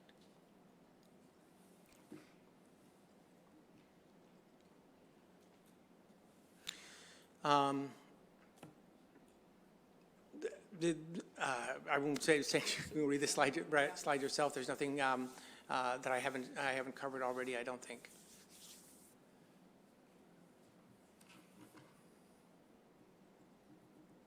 Oops. Sorry, I must have hit end. Sorry about that. So that's all I had. I'm happy to take any questions people had. Christy. What percentage of the 310 SBUs is paid for by the businesses? Because the bylaws that set the formula were for, I believe, put in place for South Acton, which does not have anywhere near the commercial.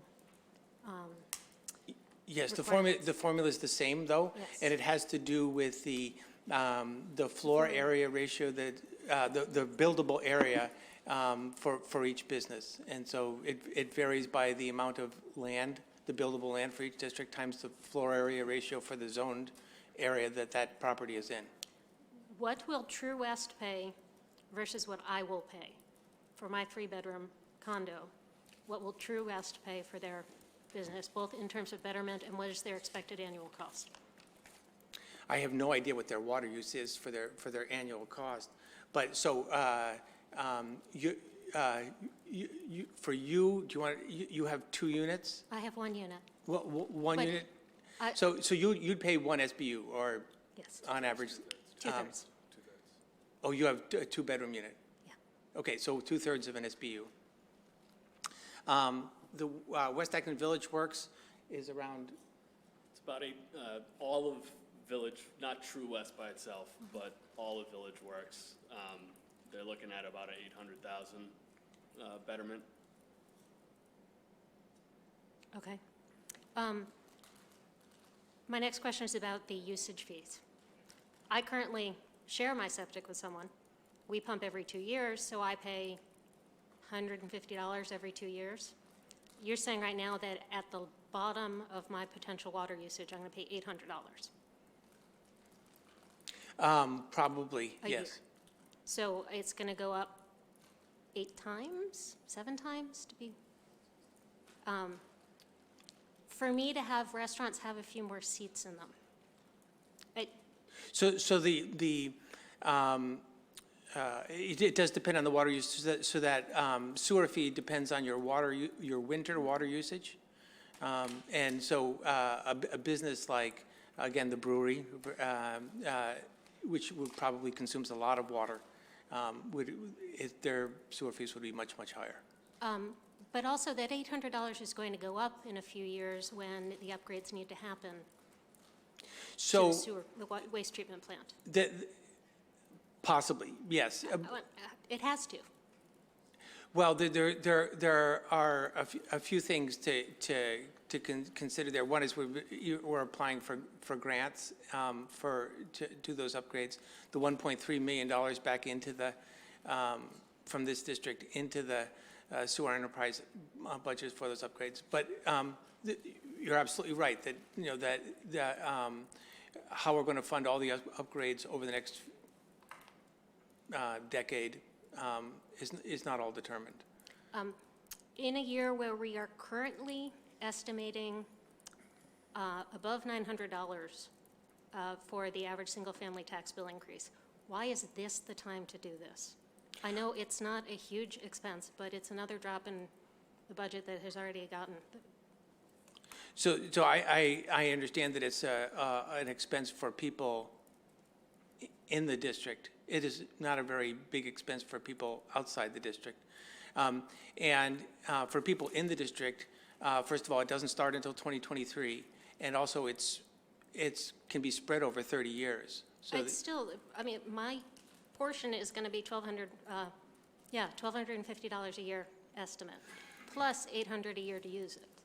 That's $2,000 a year for something I haven't even asked for to benefit these businesses nearby isn't a strong sell for me. Yeah, two things about that. One is you don't ever have to replace your septic systems, right? So it's whether you pay before or after, right?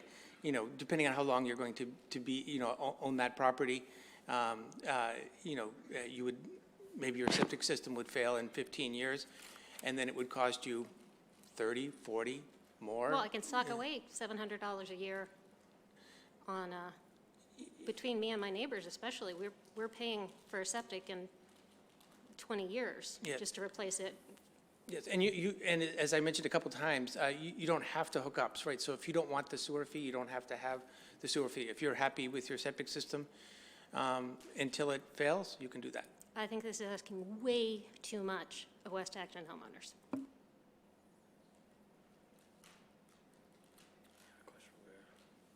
Oh, hi, Angie. So the question is, what's the percentage? Is it 50% vote or 2/3 for to pass? It's a 2/3 vote. So what happens if it doesn't get the 2/3? So that's the first question. The second question is that I think I see this value. I think this is not the first time Acton does this. And I think the house value actually increase if you're using this one. Is there, for the property, the assessment, would that be increased if the property owner choose to use this? I asked that question explicitly of the town assessor. He said 2 properties, identical properties, one hooked up to a sewer, one hooked up to septic, no change in the assessed value at all.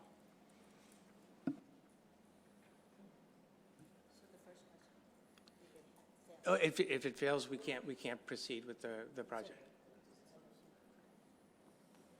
So the special town meeting will have the warrant articles we've discussed, and those will need the 2/3 vote.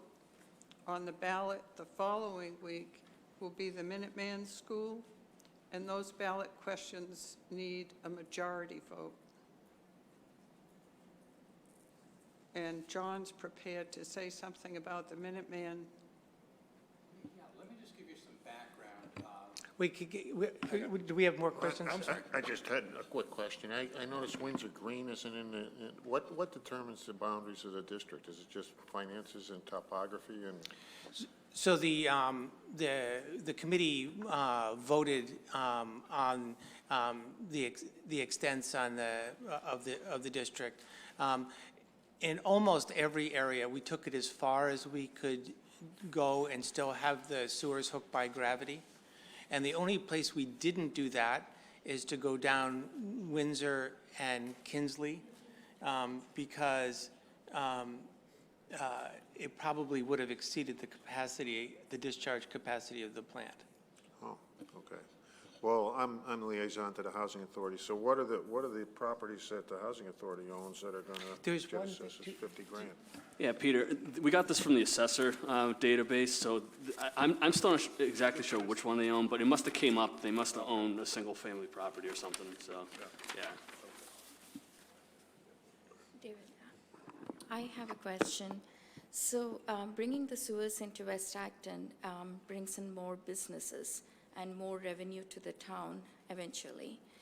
So has anybody looked into looking at the benefits and what's an approximate number that we are looking that might help with bringing in I don't extra know. tax dollars? I don't know a number. I know that the Economic Development Committee has discussed this and is very much in favor of the expanded sewer district. But I don't know if anybody's put a number as to how much the businesses could expand. I do know I've talked to a number of property owners that feel that they're limited now, that they have a building with just very simple offices and they'd like to be able to do something else with it, and they can't. Yeah, I know, you're right, the EDC has shown favorable interest in the West Acton sewer, but just forecasting the evening of the special town meeting with sewers, certain audience members, whose name we don't need to mention, will be insisting that it's, if you have sewer, you're going to fill the place with additional housing, which I don't believe is the case, but I just think we need to be prepared to address that. Yeah, I'll try to be prepared to address that issue. But I will say that, first of all, I believe that there are very, first in general, sewers really don't limit the housing development, or having to use septic doesn't limit the housing development. Our biggest projects in town are not on the public sewer. They're on private septic or private advanced treatment. So, and there are a few projects that have been built since the sewer district in South Acton, but, and in some cases, they've done things like put duplexes which completely cover the property. If they weren't on the public sewer, they might have had to put in one less duplex to have room for a shared septic system. And in fact, the cheapest alternative for wastewater disposal is to have a shared septic system. So if you can build 6 duplexes and a septic system, that's definitely the cheapest alternative. Yes, but this area is already pretty built up. There's not a lot of empty space for putting in new large projects. That's absolutely. So in one of your previous presentations, you said that this is not you may have had in this one as well, you said that this is not a land use issue. It absolutely removes a barrier to entry from someone coming in and putting in higher density housing. Absolutely, it is a removal of a barrier. And while we still have the backstop of the zoning, that is true. It is, if you are a potential developer of a spot of land, one or two of these parcels, you are absolutely going to have an easier time having a higher density footprint if you're already able to hook into a sewer than if you don't. You'd be hard pressed to find a piece of land in this district that's large enough for a large project, right? I know of one that isn't already full. I'd like to point out also that the historic districts do not protect in any way a large property from being developed. So a lot of those big properties on Windsor Ave could become they could become many more units on a lot. They are large properties. And with the high water table, there's a good chance they would not pass a perk test to put in additional large septic systems. Do you happen to know roughly what Sal's Auto is going to be paying for a betterment? Yeah, they're the largest, so they're around 900,000. 900,000. Yeah, because it's based off of build out, what's potential to be there. I've actually met with Sal and his family to talk about it. Okay.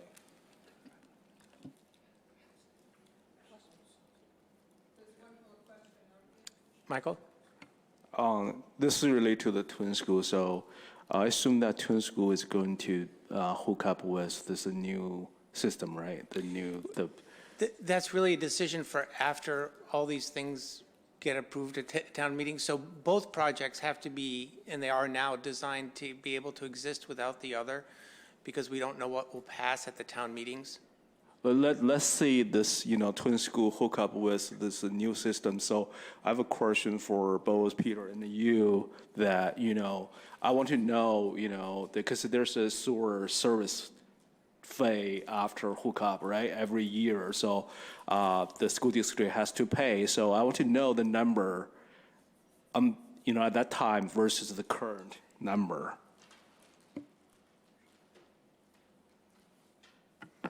So the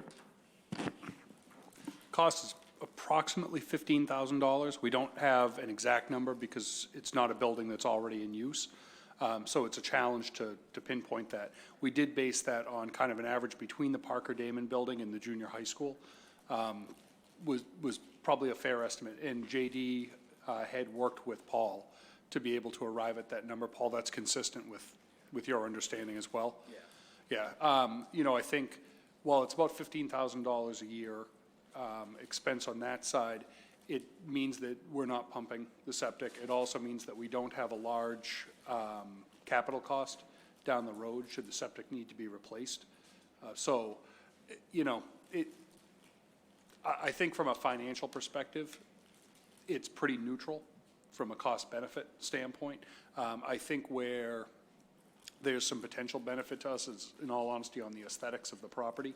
Right now, our septic system would be a mounded area right in front of the Gates School. This would allow us not to have that large septic field and instead be able to use that either for a combination of parking, fields, an extra play space, some green space. So that's really probably from the benefit to the school standpoint, the most realistic answer. The mounding on the far end of the septic system in the school's design is 10 feet. So it's because it's built on a slope, it's that grade at one end and 10 feet at the other end. Not very good for kickball, might be good for sledding, but not very good for kickball. Okay, can we move on? All of these articles have now passed with a 2/3 vote at town meeting, and we're on to the ballot question the following Tuesday. And we'll have the schools, the North Acton Fire Station, and the Minuteman Regional School. And John's going to talk about the Minuteman Regional School. Yeah, Joanne Berry will give me several minutes after the conclusion of the sewer article to explain ballot question number 3, which will be the Minuteman debt exclusion. So going back a few years in history, the ballot question will read, shall the town of Acton be allowed to exempt from the provisions of Proposition 2.5, so-called, the amounts required to pay for the town's allocable share of the bond issued by the Minuteman Regional Vocational Technical School District for the purpose of paying costs of designing, constructing, and originally equipping a new district school as described in Article 10 on the April 2016 annual town meeting warrant. So at annual town meeting in 2016, by the required 2/3 vote, town meeting authorized the borrowing by the town for Acton's allocable share of the bond issued by the Minuteman Regional School District. So the question is why didn't we have a town-wide ballot vote then to exclude the debt that was just authorized from the Proposition 2.5 constraints? So back in 2016, there was a delay in the issuance of the allocable share numbers to the towns that made up the Minuteman District. And that was due to the changing composition of the towns within the district. In 2016, there were 15-member towns. Ultimately, 6 towns decided they didn't want or participate in the building of a new school, and they withdrew from the district. So in the 2017-2018, that would the FY18 year, we did get a number, and this would be for FY19 planning purposes. And as I understand the history, it was with FinCom's advice and counsel that the town should wait to exclude the debt until other capital projects were ready for bonding. So the ALG plan between the town and the schools did so by absorbing the annual allocable share debt assessment off the top of the general revenues that the town received. So in FY19, which would have ended this past June, that number was a little under $300,000.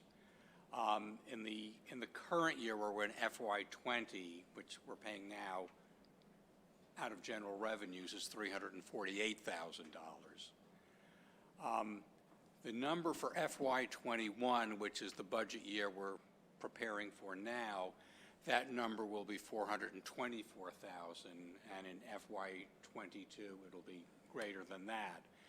So the ballot question proposes borrowing, and I think we're still fine-tuning the numbers, between $10 and $12 million, which will be an increase on the average single-family home of $60 to $75. 6 of the 9 Minuteman towns have already excluded that. It's Acton, Needham, and Lexington haven't as yet. So the question you may have is, why did we decide to put it on the ballot on December 17th? Basically, we wanted to know what to do with the budget. We didn't want to, we had an option of putting this ballot question on the annual town election ballot on March 31.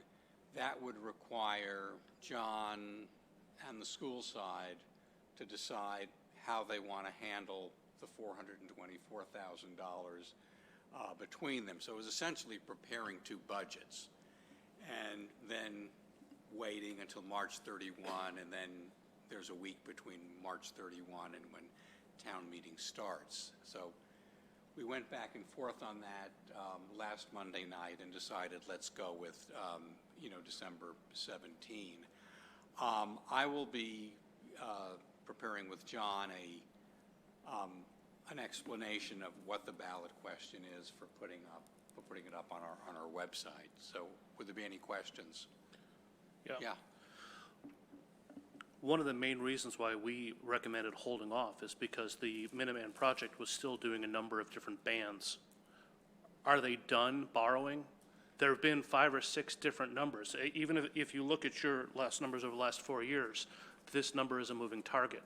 We would be much more comfortable if we knew what the final number was, if they're completely done borrowing it. And as you read that article, you don't have any number at all in that article. That's an open-ended allocation saying whatever it costs. And I am not comfortable with that at all. Okay. To give you there were 3 long-term borrowings, which I believe were interest-only instruments. 36 million in FY 18, 44 million in FY 19, and there's one band still to go of $13 million to bring the total cost of the project to $93 million. And that would cover the demolition of the old school, plus the reconstruction of the fields around the school. Remember, the fields are in two towns. Just need to know if they're done taking out any more bonds and what the final number is, because as you read that article, that is an open-ended allocation. Okay. And I cannot get on board with Okay. open-ended allocation ever.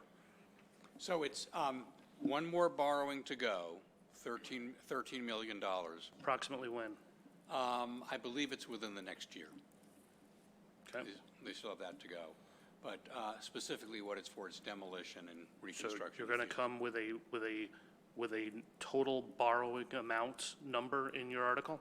I wanted to give the number 10 to 12 million because to give you Why, a range. why do you get a 20% bogey? Can't you come up with a We'll final get you a number, Jason. Thank you.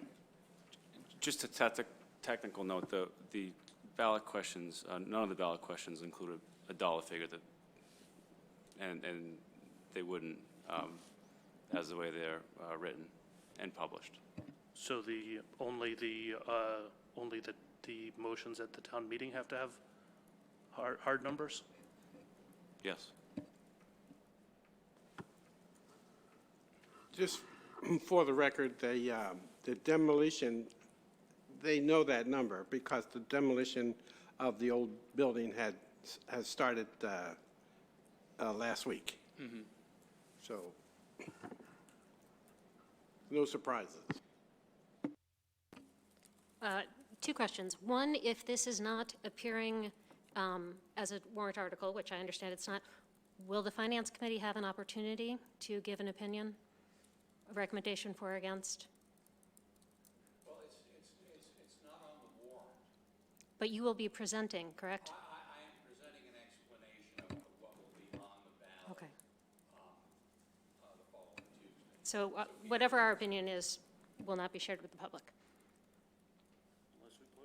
Unless we put it in our message at the very beginning of the warrant. Okay. I would suggest that's a question for the moderator, not for the Thank you.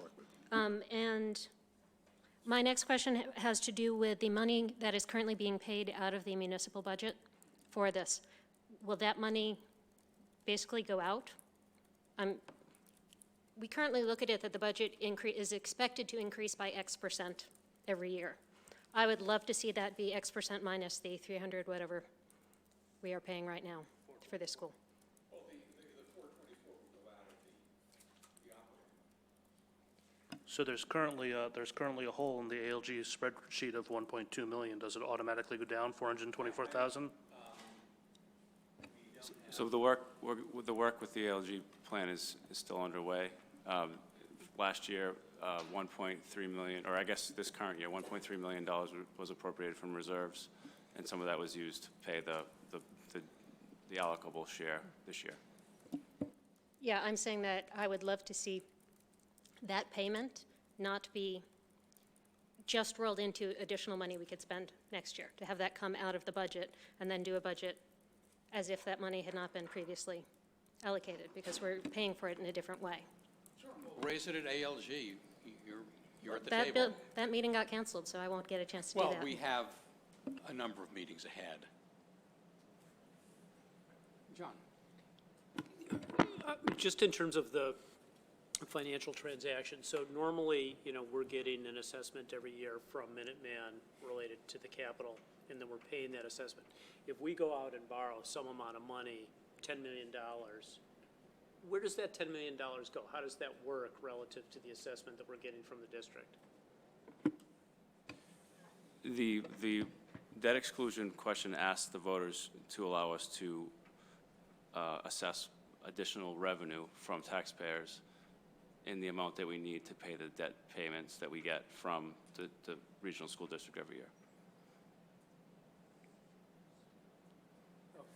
So it becomes just a straight add-on top. Borrow as we go. It would be generating the revenue through the extra assessment to the taxpayers and using that revenue to directly pay the note, or directly pay the invoice that we get from Minuteman. So no borrowing at all? No borrowing.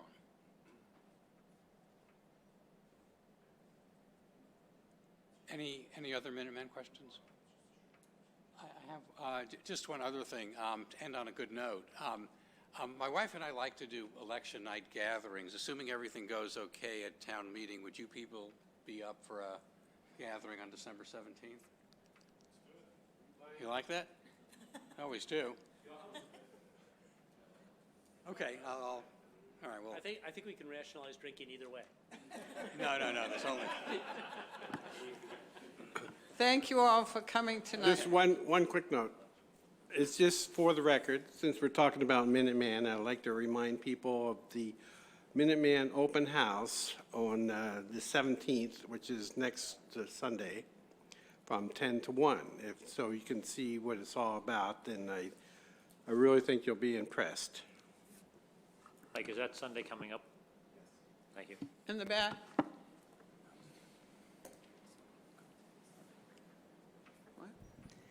Thank you. Jeff Burgard, Alcott Street. From my calculation, it looks like taxes are going up in the average home about $900, 8 or 9%. 30% of all the adults in this town are 60 years old or older. Many of them are on retirement and fixed incomes. They're getting a 1, possibly a 2% increase in their revenue side, and they're going to be forced to pay 8 or 9% more on the expense side. Now, I would highly encourage the Finance Committee to have some deep discussions about affordability and perhaps push some things like overlay for abatements and try and encourage the town and selectmen to more aggressively try and shift some of this burden off of those people who can't afford it. Now, you can say, well, what does it mean for the rest of the town? Well, I can tell you what it means to the rest of the town, being in the Finance Committee at one point, or at several points. You saw the shift in the school population being cyclical, and through normal attrition and turnover, we get changes. If we force a whole bunch of seniors to leave this town because of that huge increase, we know what the cost is when a family of 3 kids changes and takes their house. And so I would recommend and assert that the diversity of age and other diversities in this town is critical. And we need to maintain that diversity. And this is a real punitive tax that's going to be hitting people who really can't afford it. And obviously, we know that substantially most of our taxes are in the school-based. And the senior population has, I won't say gone along, I will say supported the schools and all the cost of the schools over the time. And we need to really aggressively try and help them. We spoke today with John at the Council on Aging, and he's starting some programs to try and help the abatement process, but it needs funding, it needs money put aside for that. And I would really encourage the Selectmen and the Finance Committee to start really talking a lot about how we can shift some of that away from the burden on senior fixed income citizens. Thank you. Joan? Yeah, just a comment to that.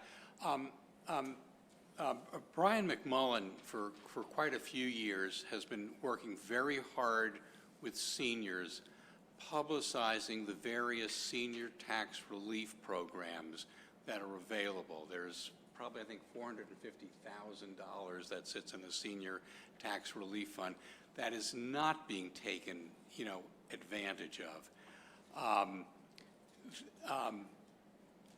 And this is a really sensitive subject. It's a matter of pride. People who can use the relief is available, but they don't want to come in and ask for it. Brian had a citizen in several years ago with $12,000 of income and a $6,000 tax bill. And Brian said, you don't have to pay any taxes. You shouldn't be paying any taxes. And the individual said, well, maybe somebody needs it more than I do. There is a wonderful senior tax deferral program where you could defer your tax. You don't have to do it every year. You could do it 1 year. You could do it for the rest of your life. It covers income up to $40,000. That cap could be increased. The interest rate is very low. Few, if any, people, take advantage of it. Now, you do have to, disclose income and assets, and there's a mortgage to secure the deferred taxes, against your house. And people are off-put by that, but that's a security thing that you have to do. But there are programs out there. I think our real goal is getting seniors to take advantage of the programs, that are available. It's all done in confidence. It's not, fair game for public disclosure, document requests and the like. And that's what I think, I've spoken before the Council of Aging on that and try to urge them to get behind that. Okay, this isn't time for dialogue. We have that as a goal last year and this year to encourage that. I just wanted to make the point that you need to have the funds put aside, Finance Committee, and also that this, it needs to be a town-wide kind of draw and communication, so that seniors don't feel it's just a Council on Aging saying, a bunch of old people should get a bunch of abatements. I think it just needs to be inbred in the town. I know the town of Sudbury has really focused on that in terms of their abatement program for seniors and made it, a real concern in the town. And that, I just want it to be as much of a concern as we really want to have the best schools around in the town. It just needs to be part of everybody's DNA as opposed to just old people telling old people to apply for abatements. And privacy is important, so we need to figure out ways that they can be very private. It's full privacy. Move to adjourn the Board of Selectmen. Second. We're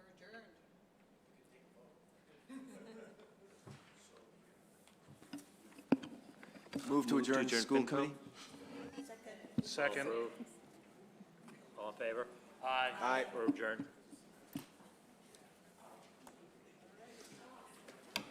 Yeah.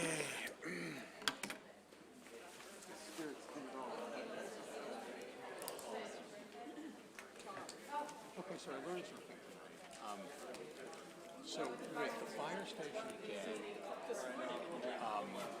fire station in the school, you have to go out and borrow the money to